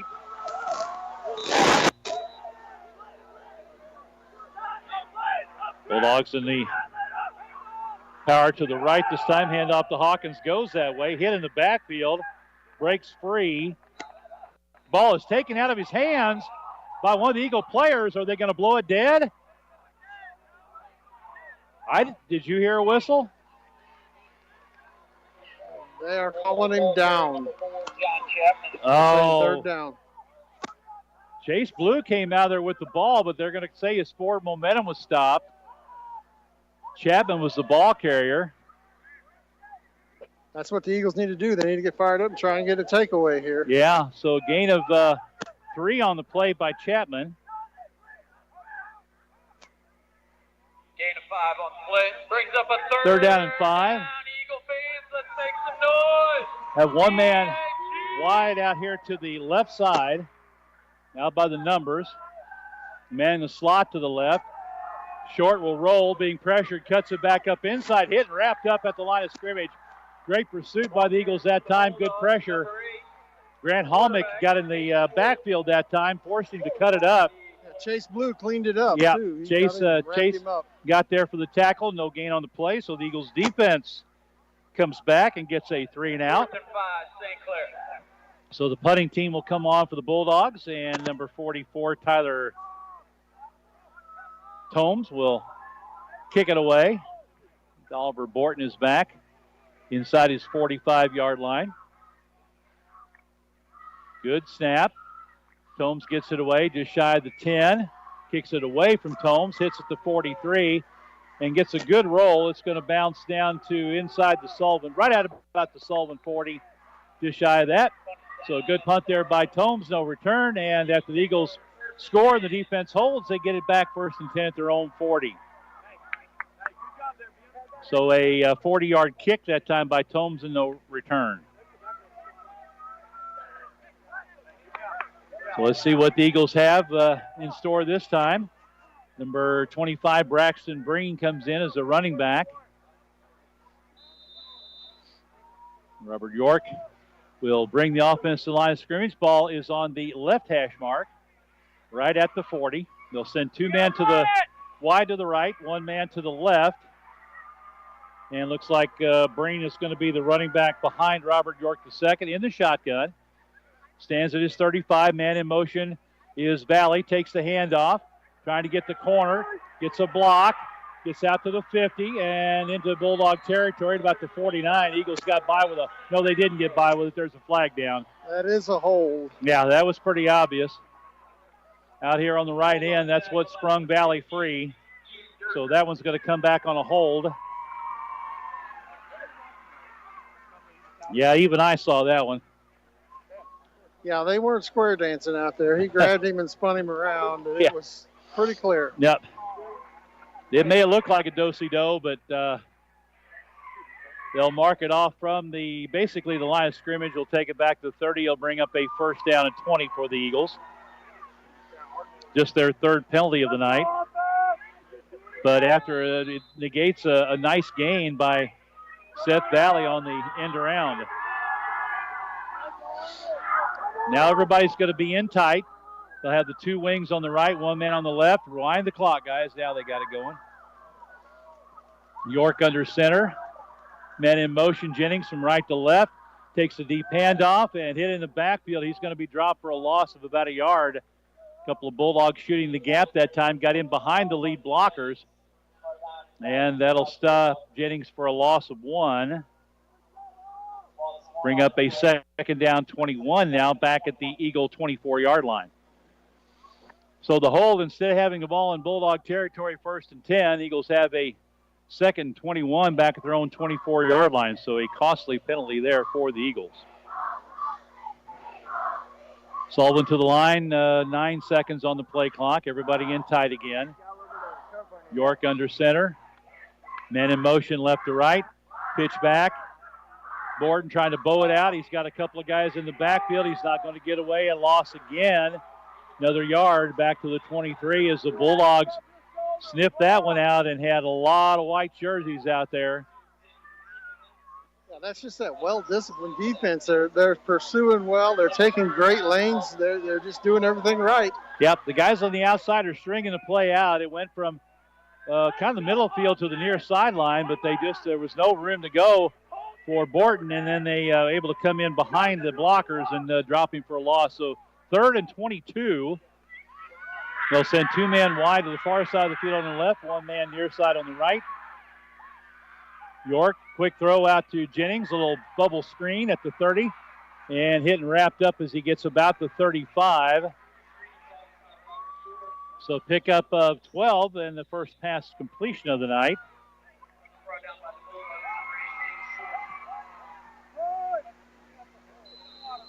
Eagles were actually 0 for 4 in the first half. I said 0 for 3, but 0 for 4. And it'll be 4th down, and we'll have a timeout for a water break, I guess. We'll take a quick break.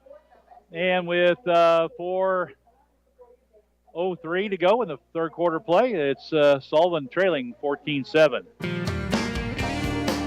Hi, this is Dale Cottrell, Chief Credit Officer at Sullivan Bank, where we are committed to being a step up in service. Our goal is to put the community back in community banking. We are incredibly grateful to be a part of the KTUI communities and strive to make them a better place for future generations. We've been here for you 129 years and plan to be here for many more. Stop by Sullivan Bank today to experience the step up in service for yourself. So we come back to action. Sullivan will be forced to punt. Line of scrimmage is their own 35, so the penalty really killed that drive. It'll be number 27, Brendan Kepke, back to punt the ball. I believe Robert York, the second, is the long snapper again. Gets a good snap, a little pressure, but he gets it away. A low spinning kick. Hits at the 40, picked up on the bounce at the 32, and dropped immediately. That was number 2 back there to receive that. That was Landon Baxter, and the Eagles were on him right away. A return of about 5 yards. Robert York, the snapper, got down and made the tackle. So first attempt for the Bulldogs after the exchange of punts, and Sullivan got a first down and had one taken away by a penalty, and first down at the 37 for St. Clair. Nate Short comes in from the sideline with a play from Brian Robinson, the offensive coaching staff. 3:54 to go, third quarter, 14-7 Bulldogs. Tomes will go out wide to the right. They'll have their wing to the right. The up back is to the right side of the line. Nate Short in the shotgun, running back to the left. Takes a high snap. They're going to run an option deep. He's going to throw it. Short pump fakes, throws again, and throws it incomplete. Nobody there. Eagles really did a nice job defending that one, Dave. There was number 68, the lineman. Ooh. Was almost at the marker for the first down. Yeah, maybe should be a flag on that. I don't know if he was eligible or not. Well, see, they do bring in an extra lineman. Now, he does have to report as eligible. They'll bring in 6 offensive linemen from time to time. He does have to report as eligible, so it's an incomplete. He was the only receiver in the area then. Yeah, okay. So an incomplete pass will bring up a second down. Everybody in tight this time with the power to the right. Hand off to Hawkins. Fakes it. Short keeps it. Hits and drives. Man, what leg drive. He was hit at the 40 and just kept those legs moving and pushed his way out to the 44 for a gain on the play of 7 yards. Will bring up third down and 3. And that's not the first time we've seen that tonight. Strong young man. You hit him high. He's going to drive those legs and move you upfield. They got to get to the 47, just short of the 44, so third down along 3. Power set to the right. Short, man in motion, and they draw the Eagles off. They went on the hard count, and that'll give them a free first down. That's that. All that motion, you change things up. That's the first time they've gone on the hard count. And the offside gives them a free first down. Again, that's that good discipline. Yep, St. Clair never flinched. So a fresh set of downs, first and 10 at the 49. They've got their wing to the right, the up back is to the right, quarterback in the shotgun. Hawkins to his left, takes a handoff, big hole up the middle. He's hit, he gets underneath the tackler and carries him to about the Sullivan 45. So a gain of 6 by Hawkins. I have him unofficially up to 94 yards. 14 carries, second down and 4. He saw the contact coming, lowered his head, got underneath the tackler, who just basically rode him to the ground. Yeah, Hawkins and the quarterback, they just keep their feet moving once they get hit. Bulldogs at the line with the power side of the formation set to the left. Hawkins on the right, one man wide to the left. Hand off up the middle, Hawkins. He's hit, spins away, and he's going to be down near the first down marker. Probably will have it. He's hard to stop on that first contact. And that should be, now they're going to take a look at it. And that should be enough for a first down. It is. Well, Jim Earle's got that eagle eye. He knows how to look down that line at him. So first and 10 to Sullivan 41. Sullivan making some substitutions up front, trying to keep some fresh bodies out there. Bulldogs just pound on you and pound on you and pound on you. Oh, they reset the 25-second clock now, so Bulldogs have plenty of time. Clock under a minute and a half to go in the third quarter. Power set to the left this time. Running back offset to the right. Short in the shotgun, sets the line, takes a snap. Keeps it up the middle. Spins away from one arm tackle, runs out of another. Finally takes two guys to bring him down at about the 24-yard line. Gain of 17 on the play. And he did such a good job of riding that handoff. He kept it in Hawkins' belly for a long time, and the defense just kind of got flat-footed. And when he pulled it out, there was a big hole up the middle. Well, you named it. The Eagles were arm tackling there, not getting into him, not driving through your tackle. He's just going to roll over you like that. That young man keeps his legs moving, it'll drive through you. So after the Eagles penalty stopped at the last drive, Bulldogs are answering with a good drive of their own. First and 10 at the Sullivan 24-yard line now, as they're just marching it right down the field. Power set up to the right with the running back offset to the left. They've got another up back on the left. Straight ahead handoff, Hawkins off tackle left. Hit, and again, drags the pile forward to about the 20 for a gain of 4. Bulldog ball carrier number 24, Josh Hawkins. Second down and 6. And that'll probably be the last play. Now they're going to try and get one off real quick. Bulldogs quickly to the line. Power set to the left. Man in motion, Chapman. He'll go reset on the right. And the clock will run down. That's the end of the third quarter of play. The score, the St. Clair Bulldogs 14, Sullivan Eagles 7. Upgrade your laundry room style and function with a Whirlpool large capacity front load laundry pair. Clean regular sized loads fast with a quick wash cycle and get on with your day. In the dryer, the Wrinkle Shield option helps keep wrinkles from setting in when you can't unload right away. For mattresses, furniture, flooring, and appliances, see the folks at Jerry's TV and Home Furnishings at 375 West Springfield in Sullivan or call 468-4300. Today's game is not only a competitive contest between these two schools, but it's also an educational experience for the students involved. Because high school activities are about learning life values, all of us here at KTUI Radio and the Missouri State High School Activities Association remind everyone to do their part in keeping our hometown sports a positive experience for everyone. When you attend your next game, do your part to help rekindle the spirit of citizenship by showing good sportsmanship. You'll be teaching a positive lesson, and you'll be preserving a proud tradition in the state of Missouri. Well, 3 quarters in the books. 12 minutes on the clock for one team to come out of here with the win. Borgia leading 44-0 at halftime over Duchesne. St. James leading Owensville 18-6, and that one is late in the third quarter. And trying to get some other updates. Borgia game's going to run late. They had a long halftime, a lot of throwing. No other updates. Trying to find something on that Union Pacific game. It was 21-0 Pacific at halftime. Yeah, that's the one that surprises me. Yeah. All right, we're back to play now.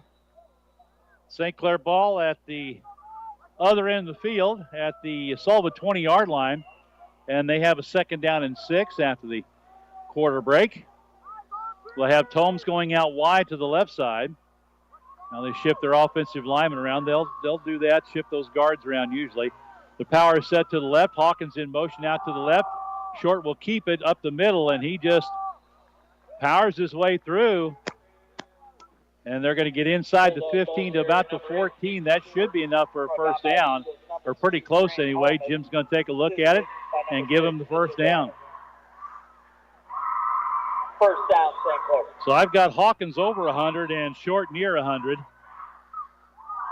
First and 10 at the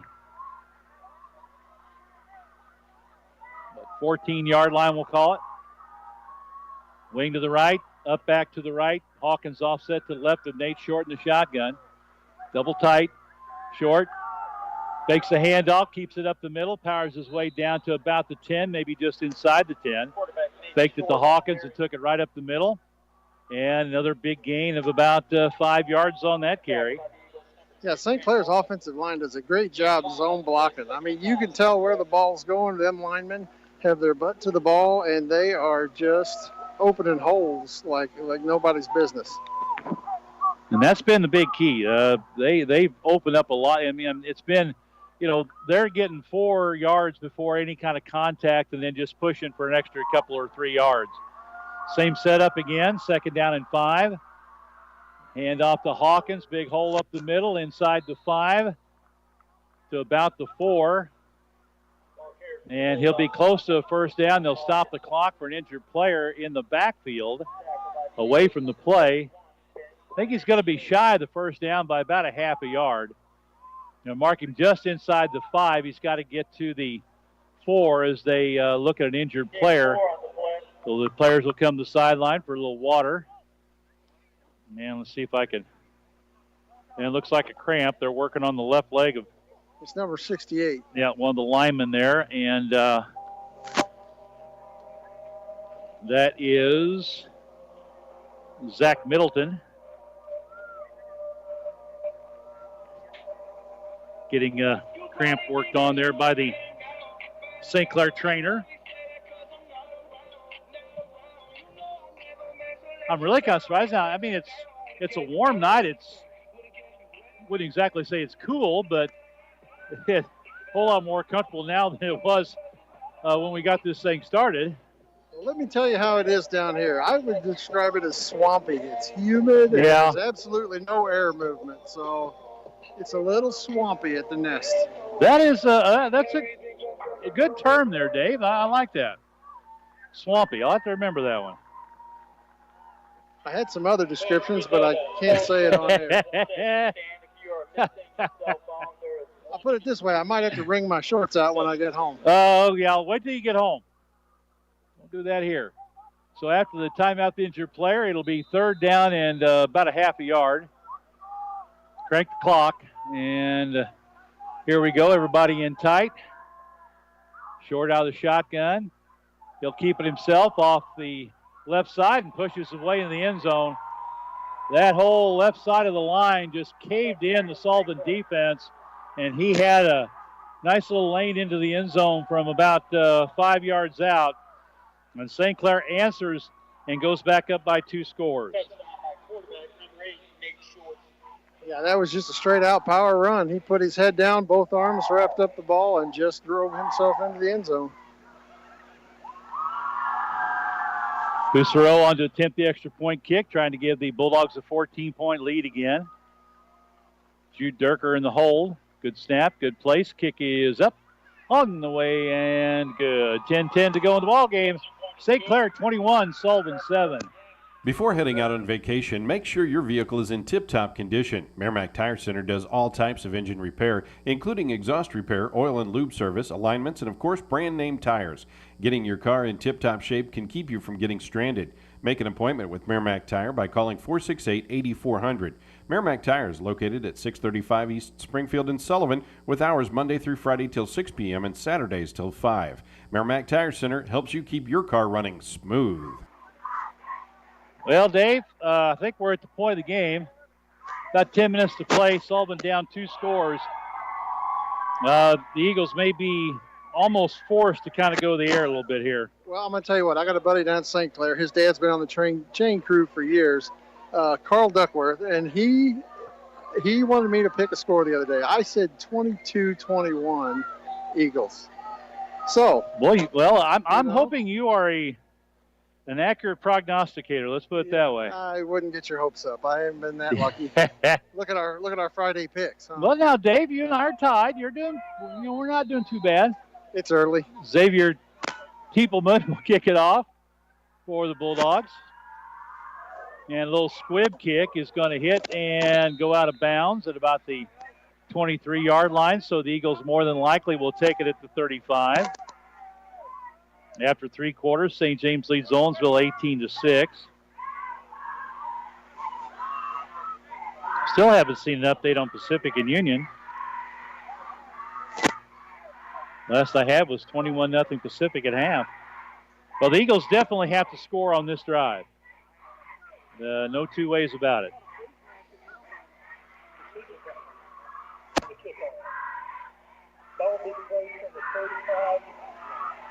And we'll see if they. I mean, you got a little time. You don't have to start chucking it all over the field, but I got a feeling you're going to have to try to mix in the passing game a bit here as you go along.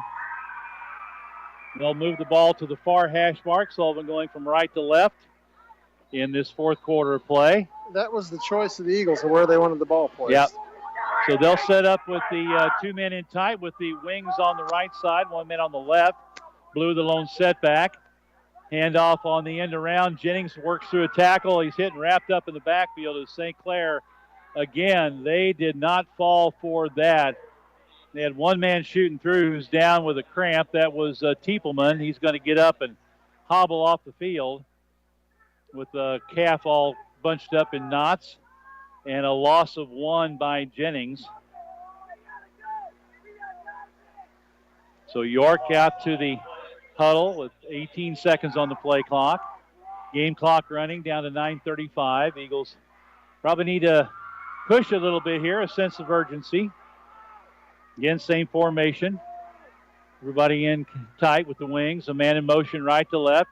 Again, the pitch. This time it's inside and hit. And a nice run there after initial contact. They'll take it out to Jennings again. And he'll get it out across the 40 to about the 42, so a gain of 8. That time he cut it inside and got a good gain. Which really is surprising. The way those linebackers seal and come in, be able to cut that back in the middle. You must have seen something good there. So 3rd down and 3 for the Eagles. This is, at this point of the game, it's two down opportunity. Again, everybody in tight, 2 to the right, 1 left. Single back is Blue. York under center, Borton in motion. Fake the pitch, hand to Blue off the right side, hit, pushes forward near the 45. And the spot on the far side should give him the first down. They're going to take a look at it as the clock continues to run. And they'll give him the first down. So Blue picks up 3. Fresh set of downs for the Eagles. Clock down to 8 minutes. Tick, tick, tick, tick. Eagles are going to have to get a little quicker to the line. They're burning time here. Again, same setup. 2 right, 1 left. Single back. York under center. Borton in motion. Takes the handoff. York drops. He's got some time. He's going deep over the middle. And underthrown. And it's going to be incomplete. Tried to get it to Valley. Double coverage back there. Again, the ball was thrown a little bit short. They had to wait on it. That allowed the second defender to get there and help break it up. Eagles 1 for 6 through the air with an interception tonight.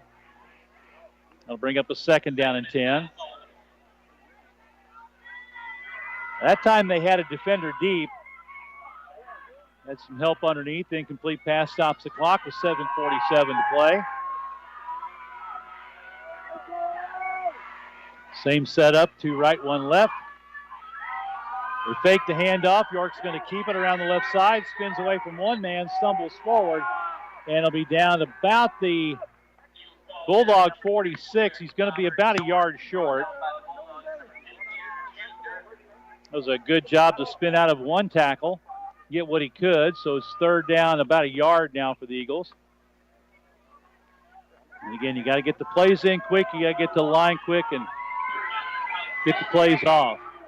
3rd down in the yard. 4 down territory. Everybody in tight again. Hand off Blue straight ahead. A little bit of a hole. Pushes his way across the 45 to about the 42. Gain of 4 on the play by Chase Blue.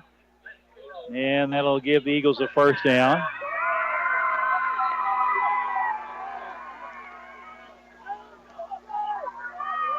And they'll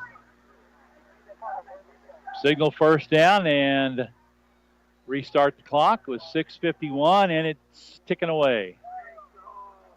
Eagles switch up a little bit. Really no urgency by the Eagles either. And that's a surprise. They need to kick it in gear. Now, timeout's going to be called, I think. We'll wait and see what is going on here.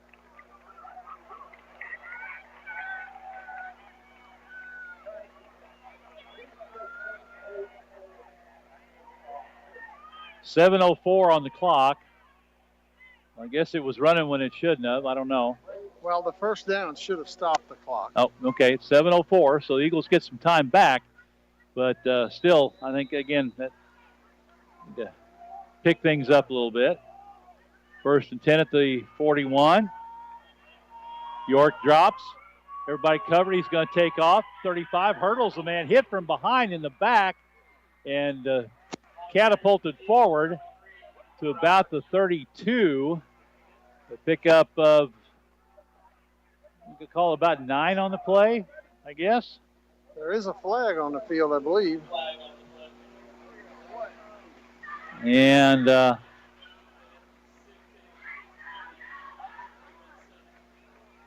21-7 Pacific. Okay. 21 Pacific over Union, 21-7. And they're checking with Eddie Hart to see if he wants to take the penalty or the play. I don't know, I guess. Robert York's over there with the play.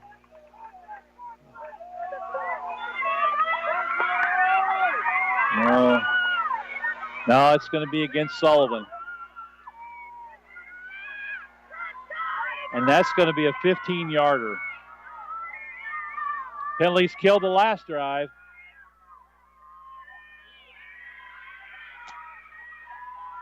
Waiting for the announcement.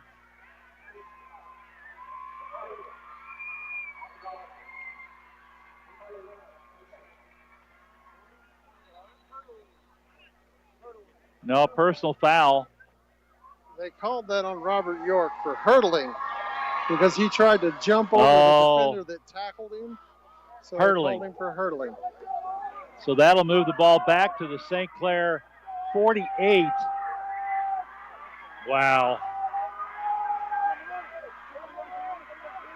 Running back Jennings trying to come to the left, and it's all white. 9 white jerseys.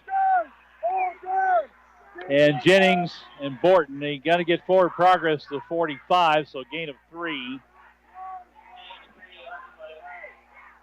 But a holding penalty after a good run by Seth Valley killed an earlier drive tonight. Now the personal foul on York for hurdling. He jumped over a man, then a guy diving over the man on the ground hit York in the back and knocked him forward, but the flag came on the hurdle. So 2nd down and 14 from the 45. Borton in motion left to right. Inside handoff to Jennings. Tries to bounce it to the corner. He's got the 35-30 up the sideline, run out of bounds to stop the clock at about the 26. So a good gain on that play, and that'll give the Eagles a 1st down. Yeah, you can credit that one to Chase Blue coming up and making a great lead block coming out of the backfield. So from the 45, so a 19-yard pickup by Jennings.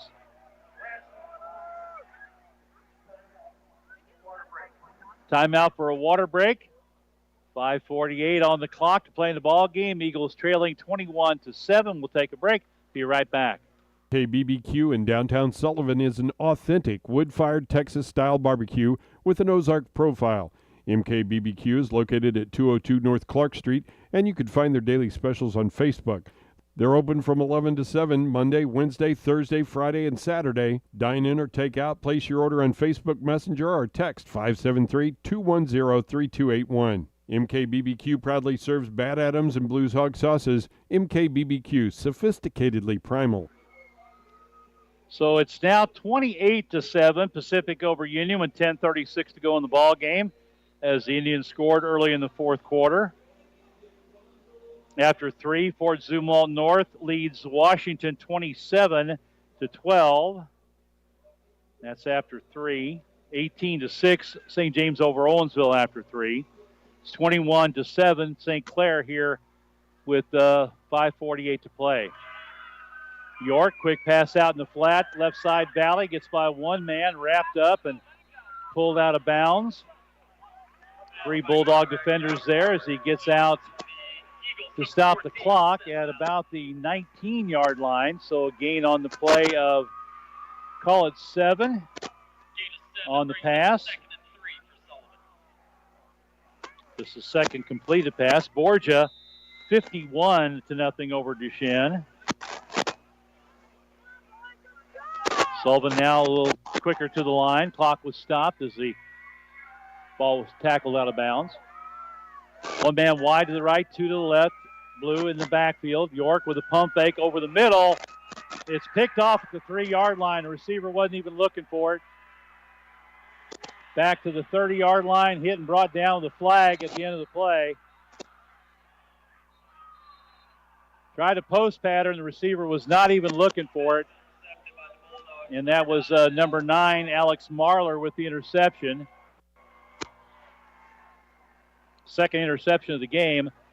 The flag is after the penalty, after the interception, so it'll be St. Clair ball.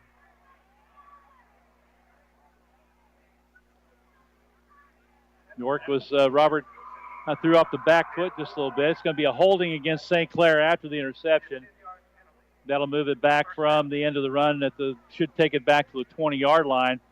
But the promising drive by the Eagles snuffed out with an interception. And now the Bulldogs will have it with 5:30 to go. And Eagles are going to have to get a quick 3 and out here to get the ball back as they are pressed for time.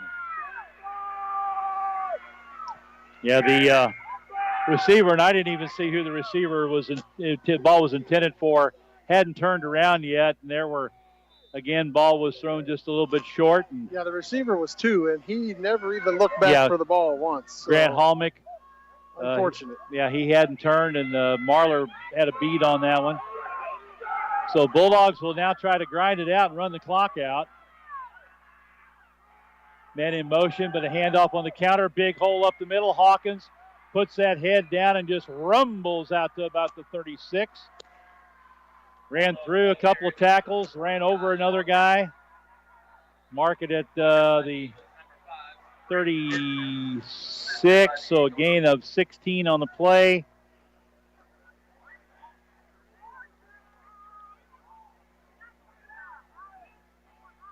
Almost a 37. This is just what the Bulldogs want. Grind it out now. They had a nice time-consuming drive. They're at the end of the third into the early fourth quarter and got points on the board. St. Clair is going to have to call a timeout as the play clock was down to 4. No, they're wanting to reset because they had to move the chains and everything. Okay, all right. Yeah, they didn't reset the 25-second clock. So now they get a chance to run a little extra time off the game clock.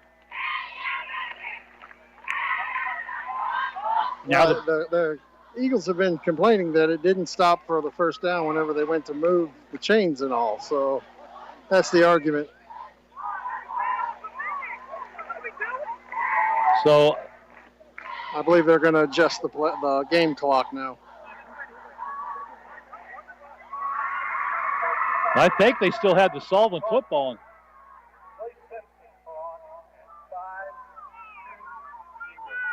So they're going to reset the game clock to 5:20.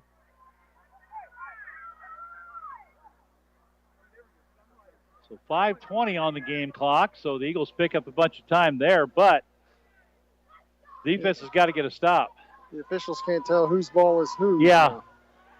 Well, they'd have to have an SU for Sullivan and an SC for St. Clair, I guess. I don't know. They're going to ask the center, the one guy that touches it every time. He said, does this look like one of your footballs or is this theirs?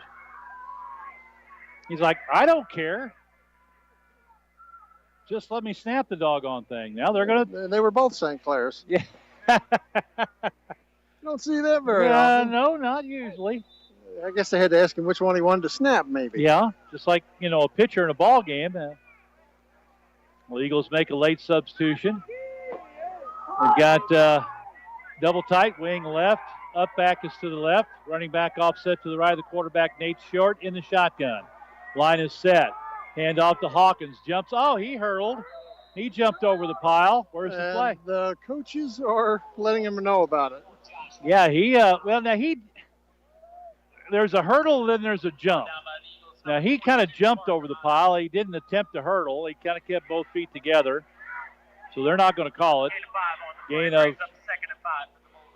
of 5 for Hawkins. Yeah, Coach Harr is in the official's ear here about that being a hurdle. Yeah, that was I know we're splitting hairs here, but I do think that was more of a jump than it was a hurdle. St. Clair. I believe it was his own player. Yeah. Hand off to Hawkins, gets by a tackle in the backfield. He's going to have a first down, and he'll take it out to about the 49-yard line of the Bulldogs. Yeah, Cameron York just about had him in the backfield, but he held up from doing the horse collar, so that's good discipline on his part. So gain out to 49, gain of 10, and another first down, and that keeps the clock a-rolling. When the Bulldogs have to do it, they're pretty good at it. They'll run that play clock and game clock down. It'll be under 4 minutes by the time they snap this ball. Power set to the right. Hawkins to the left. And they blow it dead.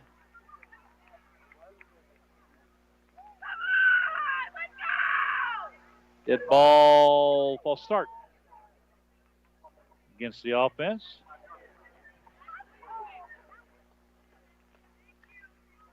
That's a 9th penalty accepted against the Bulldogs. Marks it back to the 44-yard line.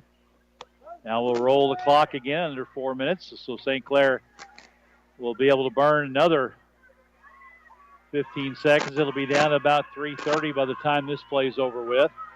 Eagles down by 2. They need the ball, and they need it quick. Line is set. Take the handoff. Short will keep it. Big hole up the middle. And again, drags the defender. He bounced off 2 at about the original line of scrimmage and carried another guy forward to the Sullivan 48-yard line. But gains 9 on the play. It'll bring up a second down now and about 7, and a timeout, I believe, is called by the Eagles. We'll take a break with 3:23 to go in the ball game. It's St. Clair 21, Sullivan 7. At St. Louis Community Credit Union, you matter to us. Every account holder is an owner. Whether you're looking to grow your nest egg, purchase a home, need a loan, improve your credit, or simply want our community to thrive, St. Louis Community Credit Union is here for you. Visit branch manager Tricia Beckett at our new Sullivan branch at 170 South Service Road East next to Subway for all of your banking needs, or go to www.stlouiscommunity.com. That's stlouiscommunity.com. Federally insured by NCUA. Couple of score updates. Borgia 58-0 over Duchesne at the end of 3 quarters. And Washington has punched in a touchdown. They trail by 8, 27-19. Still a lot of time left, 10:37 on the clock in that one. So after the Sullivan timeout, they've got 2 left, 3:23 to play in the ball game. It'll be second down and 7 for the Bulldogs. Ball at the Sullivan 47-yard line. Power set to the left. Man in motion. Chapman, a handoff to Hawkins. That big hole up the middle. That fake to Chapman coming in motion real late right before the snap. And then that line is just, they're pushing Sullivan back 5-6 yards. And a gain of 8 on the play by Hawkins as he just taking it and powering it right up the middle of the field. I have him at 141 now with 20 carries. And a fresh set of downs for the Bulldogs. First and 10 to Sullivan 34. Bulldogs at the line. Power set to the left, Hawkins to the right. Handoff up the middle. He goes over the left side, breaks into the clear, and he'll be chopped down at about the 32-yard line. Gain of 6, maybe 7 on the play, we'll call it. Again, just big chunks of yardage every time. That offensive line for the Bulldogs is winning the battle up front. Valley now limping off. Borton's going to come in. Robert York comes out of the ball game. Sullivan getting some subs in the game. We'll be down inside 2 minutes here, just a tick or two. When they get this snap off, we'll be under 2 minutes as St. Clair lets that clock run. Second down and 3. Short will keep it off the left side, bounces it around to the corner, hit and wrapped up across the 30. It'll be close to a first down. I think maybe he'll have it. They're going to mark him at about the 28. He'll be real close. And it will be a first down, so he needed 3, got a little over that.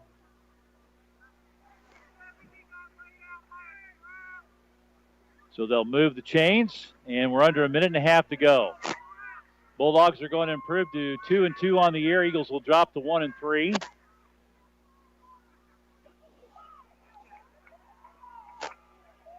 Let's see.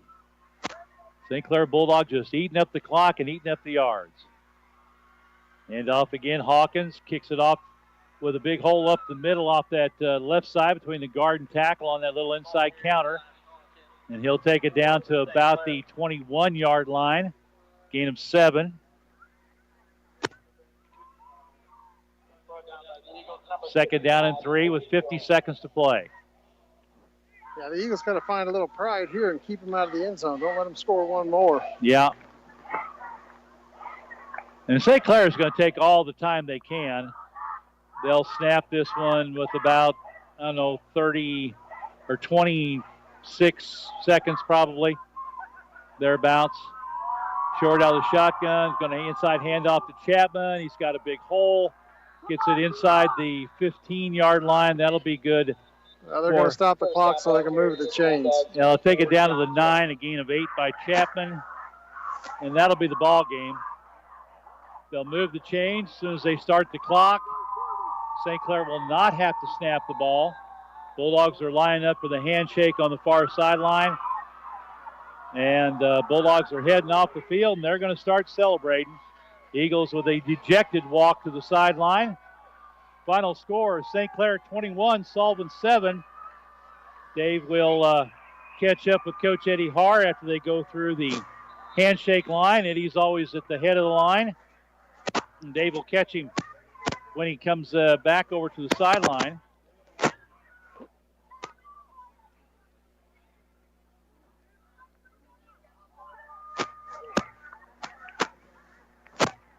As the Bulldogs come into Sullivan and do what they do best. Controlling the line of scrimmage, dominating things up front, and they come out here with a 21-7 victory.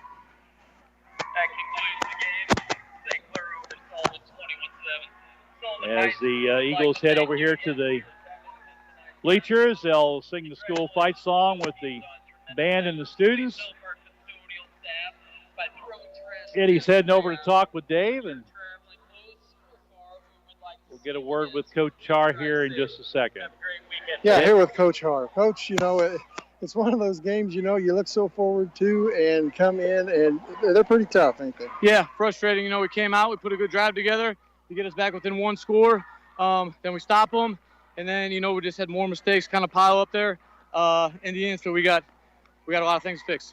Yep, and it seemed like we had some penalties at some inopportune times. It kind of killed drives, didn't it? Yeah, absolutely. So we got to make sure we clean that type of stuff up and get ready for next week. All right, Coach, I'll let you get with them. Thank you. All right, Dave, thank you very much. Dave Johnson with the word with Eddie Haar. Our sideline reports with Dave brought to you as always by Merrimack Tire. They're located on East Springfield, right near the Highway 185 South intersection. And they do it all, not just tires. They do your oil changes and lube jobs. They'll do brake work, engine work, transmission work, shock struts, you name it, they do it at Merrimack Tire. And Pizza Hut, they provide pizzas for the press box crew for all home games. For you want some delicious pizza, and I'm talking really, really good, plus wings, pasta, desserts, and a whole lot more. Check out Sullivan Pizza Hut, 100 South Service Road. For delivery or carryout orders, give them a call, 573-468-3952. Take a commercial break. I'll figure up some stats. We'll come back with a final word after these messages. When it comes to propane, think Peterson Oil Company, your ultimate refueling destination. From From 20, 30, and 40-pound forklift cylinders to those trusty 100-pound tanks and even your beloved RV, Peterson has you covered. At Peterson, quality and quantity come together in one unbeatable deal. They fill cylinders to their full potential, usually 25% more than at an exchange. Call 573-468-6600 or stop by one of the offices in Sullivan or Owensville. Peterson Oil Company, fueling your world without emptying your wallet. Bugsy's in Sullivan is your locally owned and operated ZX gas station and convenience store. Bugsy's is located on the South Service Road in Sullivan and is an easy place to stop on your way to almost anywhere. They have the best coffee and the best soda fountain in town. And whether you're driving a motorhome or a subcompact, you can get into the car wash behind Bugsy's, and the automatic car wash has several options for either a soft touch or a touchless wash. Bugsy's ZX on the South Service Road between the overpasses in Sullivan. Good sportsmanship isn't something that just happens, it's taught as a part of our high school activities program. In Missouri, good sportsmanship has become a tradition with our high school coaches, athletes, and fans. Respect by everyone helps make that happen. We here at KTUI Radio encourage you to help us continue a great Missouri tradition practiced both in small towns and big cities. That's good sportsmanship. This preceding message was brought to you by your friends of the Missouri State High School Activities Association and KTUI Radio. Coldwell Banker Reeves Realtor in Sullivan has a staff of agents with over 165 years of combined experience. Whether you're buying or selling, the knowledgeable professionals at Coldwell Banker Reeves Realtor will help guide you through this difficult process. They utilize all the modern tools available like CirclePix marketing, Facebook, and other social media platforms. Find out all the ways they can help by visiting the website at coldwellbankerreeves.com. Call 573-468-4422 or stop by their new office at 400 Cumberland Way, Suite K in Sullivan. Dace Insurance is a full-service independent insurance agency with 35 years of experience serving the needs of over 5,000 individuals and families and 300 businesses in our area. Dace Insurance is an agency you can depend on with proven professionals, honest, fair, and interested in the needs of the people they serve. Sharon Dace and her staff don't work for an insurance company. They work for you with home, life, auto, and commercial policies tailored for you. Dace Insurance, located at 602 North Franklin in Cuba and 47 East Springfield in Sullivan. Hanson Title Company has been serving the Franklin County area since 1865, providing their customers with high-quality service, reliable data, and quicker turnaround times to save you money. Hanson Title is the only title company in Franklin County that has their own title plant, and they have offices in Union, Sullivan, and Washington. Services include title insurance, title searches, construction dispersing, and 1031 tax-deferred exchanges. For any and all of your title needs, call Hanson Title Company at 468-2640 or in Union 636-583-2516. Final score, St. Clair 21-7 over Sullivan. Looking at the stats for the Bulldogs in the second half, all these again are very unofficial. 19 carries, 127 yards on the ground, 0 for 1 passing, 127 total offense in the second half. 42 carries, 284 yards on the ground, and that 284 is their total yardage for the game. 15 first downs, didn't include that last one. Penalties, 9 for 90 yards, but they were able to overcome those with just a strong game up front. Did not have any turnovers. Individually, Josh Hawkins, 22 carries, 155, 17 for 114 for Nate Short. Johnny Chapman, 3 for 15 for the Bulldogs. For the Eagles, they had 30 carries, 175 yards in the ball game, 16 for 106 in the second half. 2 of 4 passing, 19 yards, interception in the second half, 125 yards total offense in the second half, 194 for the game. Again, 175 on the ground, 2 of 8 passing, 19 yards, and 2 interceptions. 5 penalties, 45 yards, fumbled once, and lost that when that was in the first half. 9 first downs for the Eagles unofficially in the ball game. Individually, Mark Jennings, another big night, 10 carries, 79 yards. Robert York, 6 for 52. Chase Blue just couldn't find any holes tonight, 11 for 31, and Oliver Borton 2 for 13 yards. Second half recap, it was 14-0 Bulldogs at the halftime break. Sullivan took the ball to start the third quarter, took it right down the field. Robert York scored on an 11-yard run with 8:01 to go in the third quarter. Josiah Tanner's kick was good. It was 14-7 Sullivan at that point, but then some mistakes after that, and St. Clair was able to get an interception and seal the deal, but they did score 10-10 to go in the fourth quarter. Methodical drive down the field, a 5-yard run by the quarterback, Nate Short. Extra point kick by Dawson Husserow was good, and that gave us our final score of St. Clair 21, Sullivan 7. Looking at some of the other games, 7:01 to go. Pacific leading Union 35-7. Working down late in the fourth quarter, Fort Zumwalt North over Washington 27-19. Last report, Washington had the ball. I think they had a fourth down situation. Borgia all over Duchesne, 58-0 after 3. And final, St. James over Owensville, 24-6. Haven't been able to find anything on Jefferson and Cuba. We'll see if we get something on that here before we're done. But that will do it. Don't forget the Sullivan Marching Band Festival tomorrow. I think the parade's 9:30, 10 o'clock in the morning. If I'm not, 9 o'clock in the morning. Thank you, Brady. Brady Vasali over here, of course, helps out with the band. Now 42-7 Pacific, as that game is working down toward the end. Fort Zumwalt North gets a score, and they now lead at 33-19 over Washington. And there's 2:15 to go in the ball game on that one. Let's see. I just was trying to see if I could find anything on the Jefferson and Washington game, or Cuba game. Let me do a quick check here and see if I can find anything on that before we get things wrapped up and head home here tonight. And I'm not seeing anything, so we'll get that score. We'll have it for you in the morning, along with everything else, all the other high school and professional college sports scores and news. Sports Talk coming up tomorrow morning at about 8:25 on 102.1 KTUI FM. And that'll do it for us tonight. Bulldogs go to 2-2 with a 21-7 victory. Sullivan falls to 1-3. And next week on the road, and I'm trying to remember where that one's at. I think we go to Herman next week. And let me look here. Nope, we have Pacific coming here. Herman's a week after. So another home game against a bit of a resurgent Pacific team as they're putting on Union here tonight. That'll wrap it up for Dave Johnson down the field. Perry Allen back to studio. And until Monday, we've got Sullivan Lady Eagles softball at home against Francis Howell at about 4:10. We'll come to you with that game on Monday. Until then, have a great weekend, everybody. Bobby D. Singh, so long.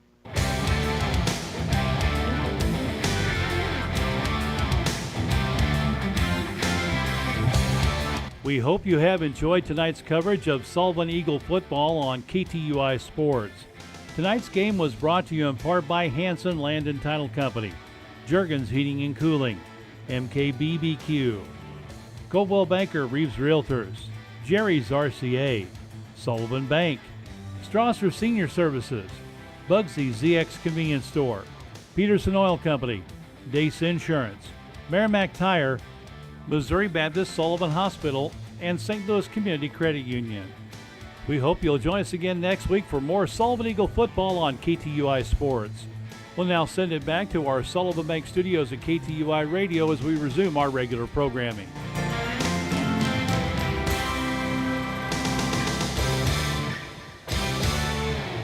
Eagle community. I had to release illegal aliens by the hundreds each day into communities who could not support them. To quiet the problem, 2 flights a week were provided from San Diego to Texas. These flights simply brought aliens that would have been released in San Diego over to Texas. Each flight cost approximately $150,000. This was the administration's way to try and quiet the border-wide crisis. Let's hear Kamala Harris's border plan when asked about it. Number 11, please. When you become president, what would be your specific steps? Yeah, of course. What would be specific steps to strengthening the border? So it's a wonderful and important question. You know, my background was as a prosecutor, and I was also the elected Attorney General for 2 terms of a border state. So this is not a theoretical issue for me. This is something I've actually worked on. Okay. I have prosecuted transnational criminal organizations for the trafficking of guns, drugs, and human beings. I take very seriously the importance of having a secure border and ensuring the safety of the American people. Sadly, where we are now can be traced most recently back to the fact that when the United States Congress, members of the Congress... Notice she said, sadly, where we are now can be traced back most recently. Sadly, where we are now can be traced back most recently, conceding that until recently, you couldn't blame it on anybody other than yourself. When is somebody simply going to say, do you bear any responsibility, Kamala Harris, for the 12 million illegal aliens in the country? Any responsibility at all? Or is it all Donald Trump? Reversing his policies on day one. There were between 60 and 90 policies, big and small, that Biden-Harris reversed, starting on day one. But it's all Trump's fault. 888-971-SAGE. I'm Larry Elder. Larry will be right back. Stay tuned.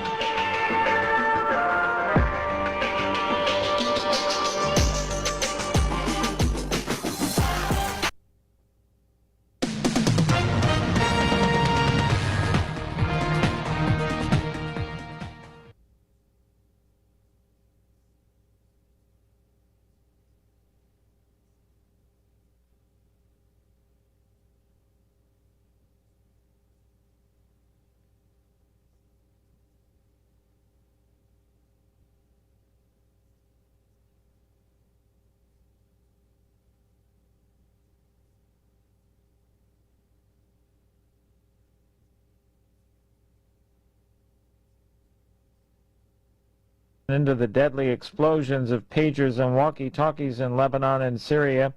Some advocates have suggested that the blasts violated international law.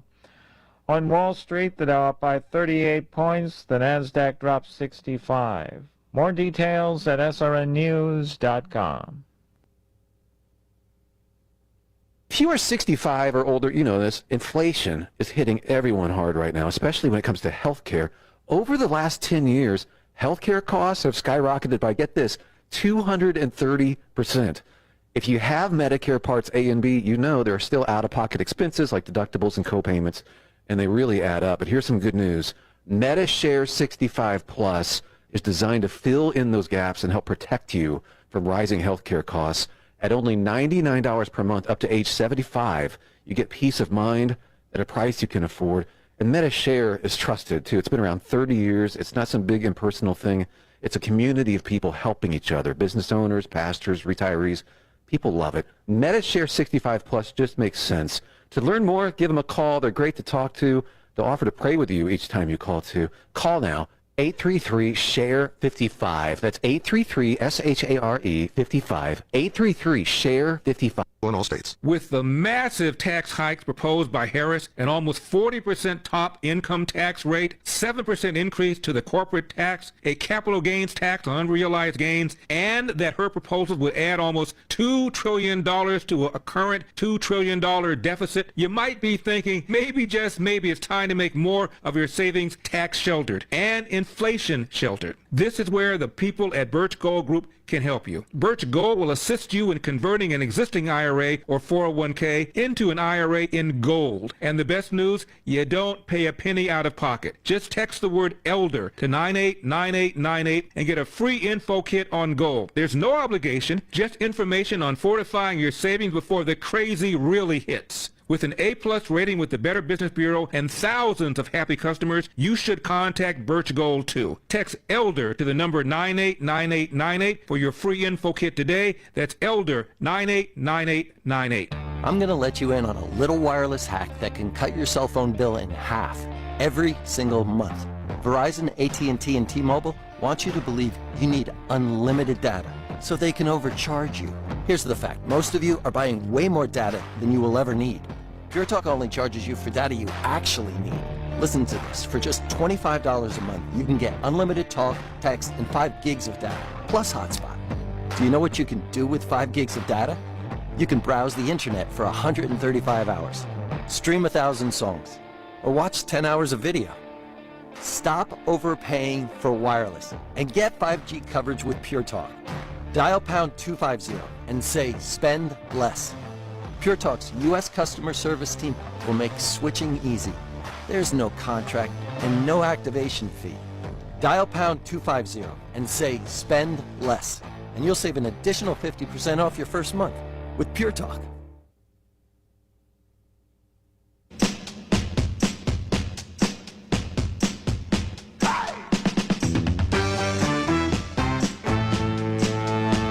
Now back to the sage, Larry Elder.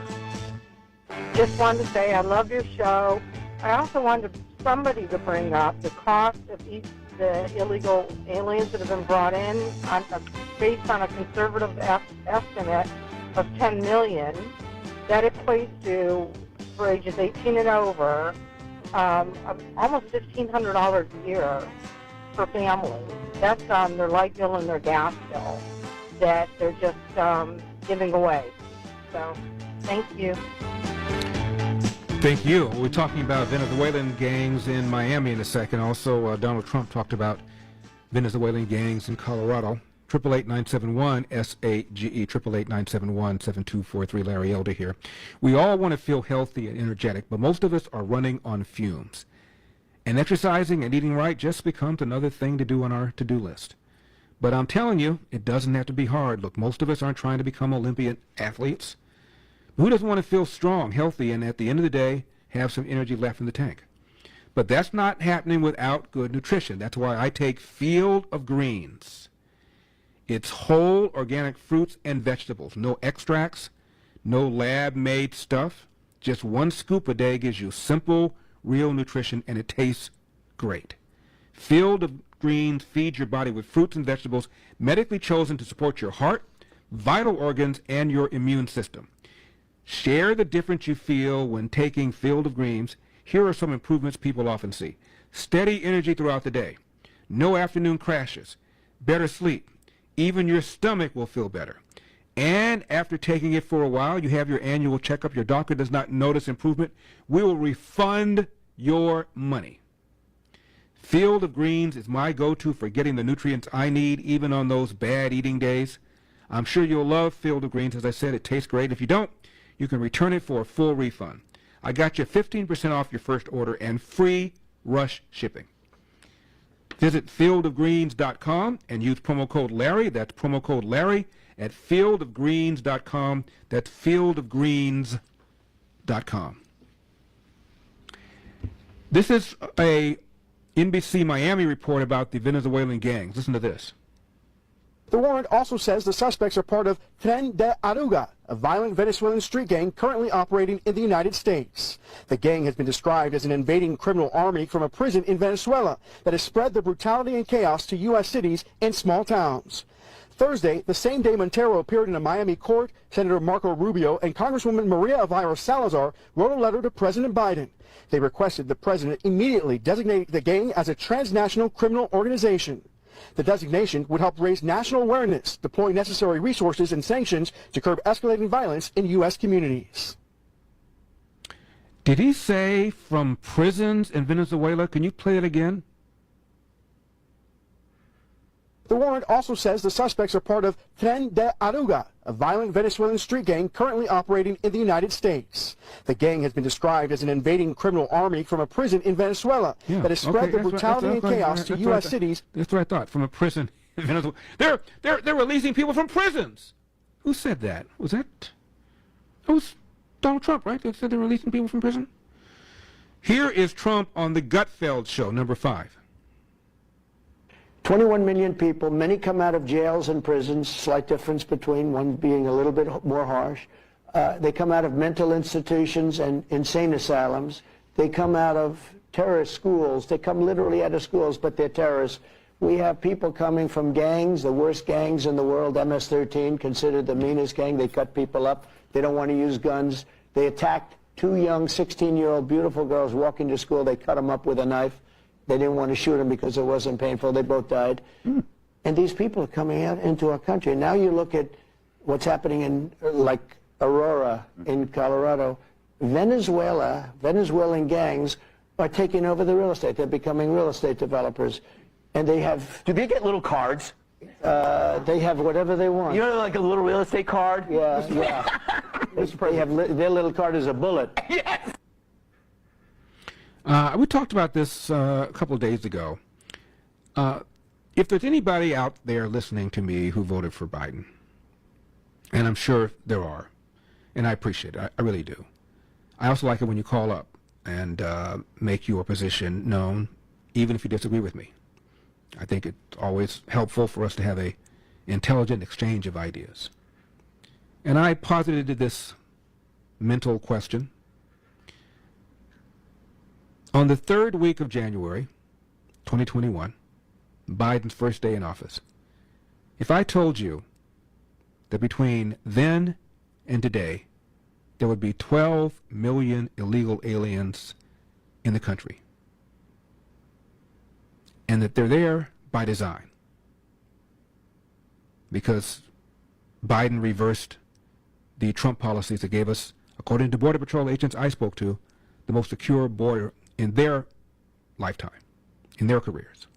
If I told you there are 12 million illegal aliens, many of them criminals, many of them on the terror watch list, many of them committing crimes, many of them causing a deterioration in the quality of life in places like Springfield, Ohio.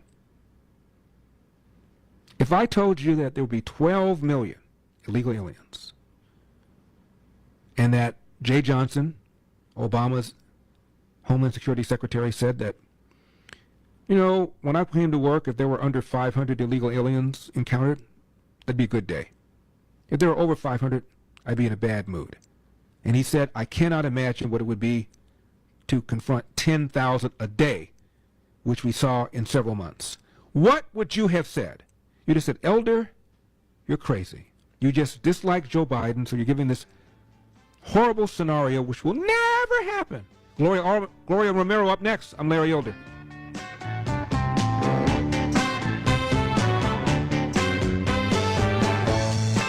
D'Souza's new movie, Vindicating Trump, exposes the real reason for the left's pathological hatred of Trump.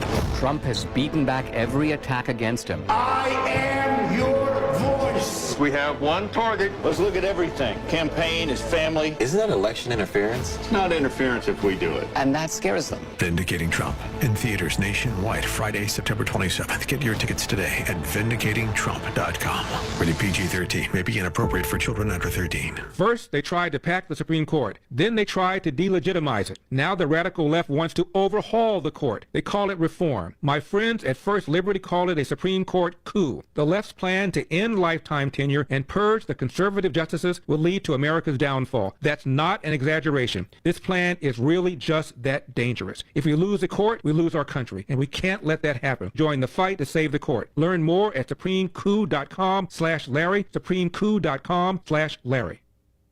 This is a special alert to all Americans who own a vehicle with less than 200,000 miles with an auto warranty about to expire or with no coverage at all. These days, you've got to do whatever you can to save money. One of the biggest expenses can be your car, especially when unexpected repair bills hit. Not anymore. CarShield is announcing a low-cost month-to-month vehicle protection plan. You could save thousands with one call to CarShield. Call 800-840-1546 now to see if you qualify. This protection plan is at an all-time low. Repairs for your engine, transmission, and more can become a thing of the past. Plus, call 800-840-1546 right now and get free roadside assistance, free towing, and car rental options. Call 800-840-1546 today and get your car protected before your next repair bill hits. Just call 800-840-1546 to see if your car qualifies. 800-840-1546. That's 800-840-1546. Again, 800-840-1546. Coverage varies by plans. View contracts and exclusions at carshield.com. This is Dennis Prager. I am excited to announce the all-new Pragertopia Plus. You can listen to my show whenever it's convenient for you, all commercial-free and all on demand. Now with Prager Plus, search topics, guests, and segments all the way back to 2010. And now a truly exciting new benefit, my monthly online video get-together for Pragertopia Plus members only. This is where for an hour each month, Pragertopia Plus members get an exclusive chance to ask me anything. That's right, anything. It's on video. I'll be talking to you and answering your questions. We may even have a special guest every now and then. I've never done this. Submit your questions for me at Pragertopia.com. This is only available to Pragertopia Plus members. This is our chance to connect like never before. Go to Pragertopia.com or click the banner at DennisPrager.com.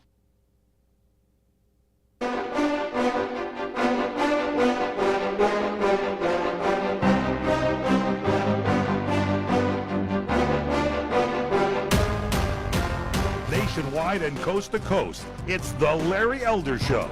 888-971-SAGE, 888-971-7243. The governor of California has signed a measure to ban the use of AI-generated parody political ads right before an election and right after election. And I thought we'd run this by Gloria Romero, as you know, the former Senate Majority Leader. She was a Democrat then, she's now a Republican, and is now endorsing Donald Trump. Gloria, thank you for coming on. I appreciate it. Thank you. Gloria, I mentioned this bill that Gavin Newsom has signed, cracking down on election so-called deep fakes created by AI. First of all, I didn't know that there was a problem. I didn't know that was a big issue. But apparently one has been made about Gavin Newsom. He was unhappy about it. I'm not saying that's why he signed the bill. But what's your reaction to this bill? I mean, at first glance, you would think this could come out of the Babylon Bee.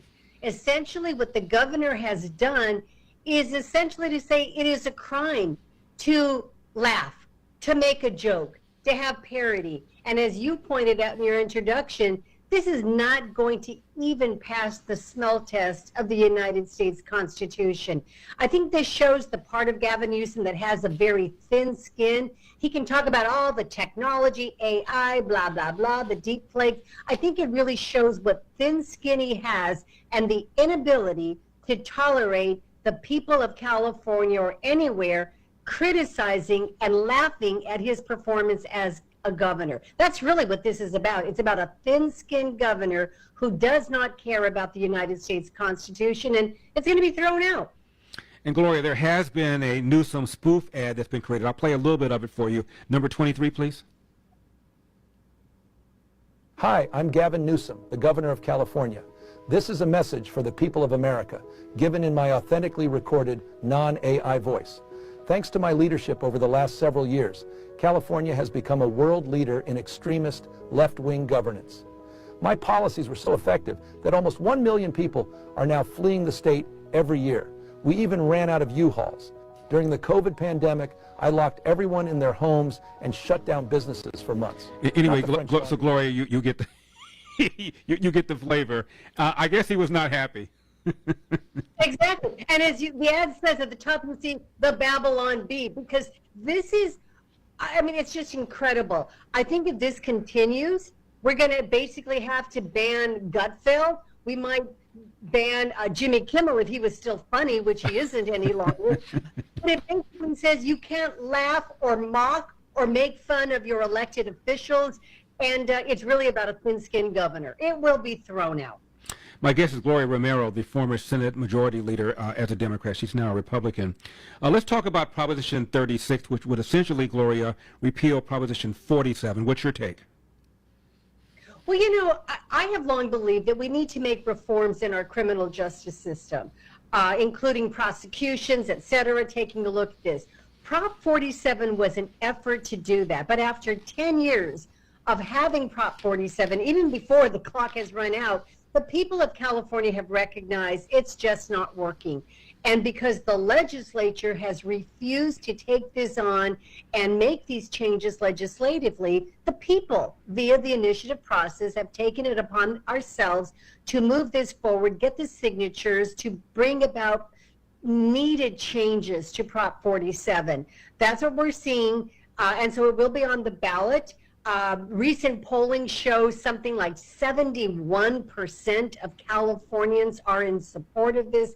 And you know, Larry, if it's at 71%, this is not a partisan issue. Right. This isn't about Republicans or independents. This is about everybody, including Democrats, just saying, we've had enough. You cannot just keep stealing anything while the rest of us chumps stand in line to go pay for our stuff while the stores are being looted.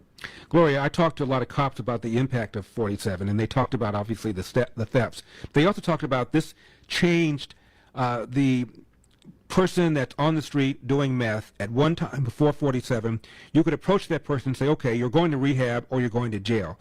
But since it's now been reduced to a misdemeanor, and since we have cash-free bail, there's zero chance of sending anybody to jail. So now they're just laughing at cops when the cops tell them to get off the street, go to rehab, or I'm going to jail. And they go, you can't send me to jail. And so they feel, the cops I've talked to, that it's caused an increase in the population that's homeless, that's doing drugs openly. You've nailed it, exactly. We have seen the growth of homelessness under Governor Newsom's California, and this is directly related to the much-needed reforms and overhaul, not even reforms, the overhauling of Prop 47, because it means then that somebody can just stay out on the street, they can't arrest them, can't do anything about it, and at least with Prop 36, there's a new way forward, and it involves not only making changes to what we saw before, but also providing a process by which there can be treatment via drug courts. It's interesting that the governor was complaining that there's no money attached to this. All he has to do is take a look at the money that is being charged to the state of California for all the smash and grabs crime, the loss of life, the fleeing of California in U-Haul vans. This is a major, not only crime issue for California, but an economic one as well. And the governor is just really angry about it. And Gloria, he says he opposes 36, Gavin Newsom, but he's not going to campaign against it because it's a question of bandwidth. Quote, I fear I can't do everything. I've got to get Kamala Harris elected president, so I can't do everything, end of quote. I thought his job was to be governor of California. Exactly. And notice again, too, the arrogance. It's all about him. I have to get Kamala Harris elected when he was the one who was trying to actually remove her to get himself in line. So it's just ridiculous, but you're right. He has been an absentee governor for quite some time, and he finally has to deal with all of the problems that have stacked up under his watch. 2 minutes left, Gloria. This is a exchange with Kamala Harris when she was with Oprah. Number 20, please. In San Diego, we had an exponential increase in significant interest aliens. In San Diego, we had an exponential increase in significant interest aliens. These are aliens with significant ties to terrorism. Prior to this administration, the San Diego sector averaged 10 to 15 SIA arrests per year.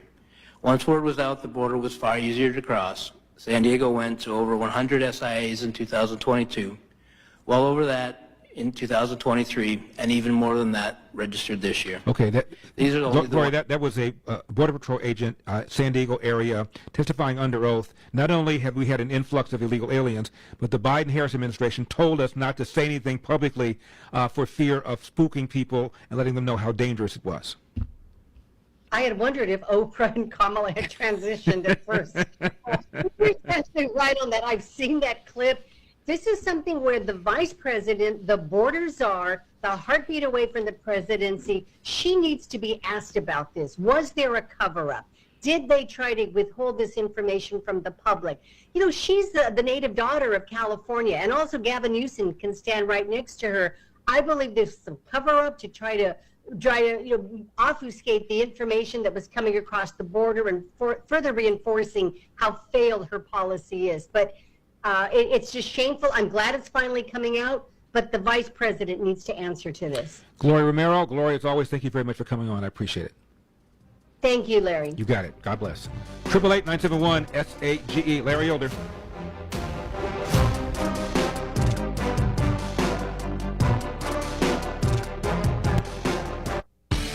Don't miss the podcasts that matter now on the Salem Podcast Network. Dinesh D'Souza. This is a game in which the conclusion comes first, and then you look for data, and then if the data is, quote, disappointing, you start fiddling with the data. You can often claim that the data says something that it doesn't really say. Why? Because the ordinary person never checks. Seth Holhouse. We have these agencies, FBI, CIA, Defense Department. Maybe 20 years ago, I would have thought, oh, maybe they picked up on something, they got some intel, and they're trying to help us. But I no longer believe that very much at all. And Jenna Ellis. We need to be better prepared to understand what it is that the left is doing with their arguments so that we can be better prepared to answer these things and to have definitions that matter. Subscribe today for free on Apple Podcasts, Spotify, YouTube, Rumble, or at SalemPodcastNetwork.com. The following is not an actor, but a real-life story from Trinity Debt Management. My debt problem started probably about 2016. I needed my life to change financially. I called Trinity and I ended up joining based on high credit card bills and high interest rate. And my counselor at Trinity has been great, and Trinity has been helping me to get on the right path of paying off these credit card bills, bringing down the interest rate. They have consolidated my bills into one low monthly payment. And now I am finally getting out of credit card debt. So I just want to say thank you, Trinity, for showing me a better and greater path.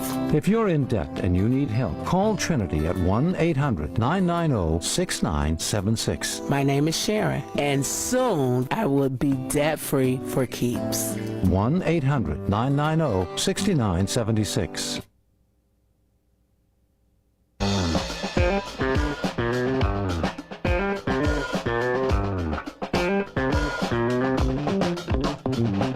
Larry's father, Staff Sergeant Randolph Elder, says hard work wins. You get out of life what you put into it. And now, here's Larry Elder. 888-971-SAGE, 888-971-7243. I am Larry Elder. Next hour, we're going to talk to the former L.A. County Sheriff, Alex Villanueva. A bunch of sheriffs testified before Congress that California is, quote, open territory for the cartel to do whatever it wants. Also, Associate Justice Ketanji Brown Jackson appeared on The View, and Sonny Hostin, one of the co-hosts, gushed all over her. And on the first day of Ketanji Brown Jackson's confirmation, Sonny Hostin tweeted, I'm overcome with emotion. I've been crying all day. The ceiling has finally been broken, she said. Are you aware that the ceiling would have been and could have been broken 20 years earlier but for Joe Biden? I will explain later on in the show. 888-971-SAG. We talked about the bill that Gavin Newsom signed outlawing AI-generated fake ads, political ads, before elections and after elections. You know who else said that Americans should be criminally charged for engaging in free speech? Hillary Clinton. She was on MSNBC Hee-Haw, which I watched, so you don't have to. They were referring to the Russian organization that set up a company, and the company paid some of the conservative influencers, like Dave Rubin, who will be on the show, I think, next week, and others, to generate videos. And they were apparently duped, didn't realize the money came from a Russian-backed company. And Hillary says, quote, I think there are Americans who are engaged in this kind of propaganda, and whether they should be civilly or even in some cases criminally charged is something that would be a better deterrent, end of quote. So if you generate a ad or a video because you received money not knowing it came from Russia, but you were therefore parroting the Russian talking points, Hillary wants to hold you not only civilly, but criminally liable. When did the Democrats stop being the party of free speech? And where, oh where, is the ACLU when you need them? Donald Trump said that After Howard Stern went woke, his ratings went down. Howard Stern has now been a die-hard Trump hater of late. Who knows what happened? And we're going to be talking about the gushing of Ketanji Brown Jackson by Sonny Hostin. The glass ceiling has finally been broken. There's a black female Supreme Court justice. There could have been one 20 years ago, but for Joe Biden. I will explain. 888-971-SAGE. I am Larry Elder. Call in now and join the conversation. 888-971-SAGE. That's 888-971-7243. Larry will be right back. Stay tuned.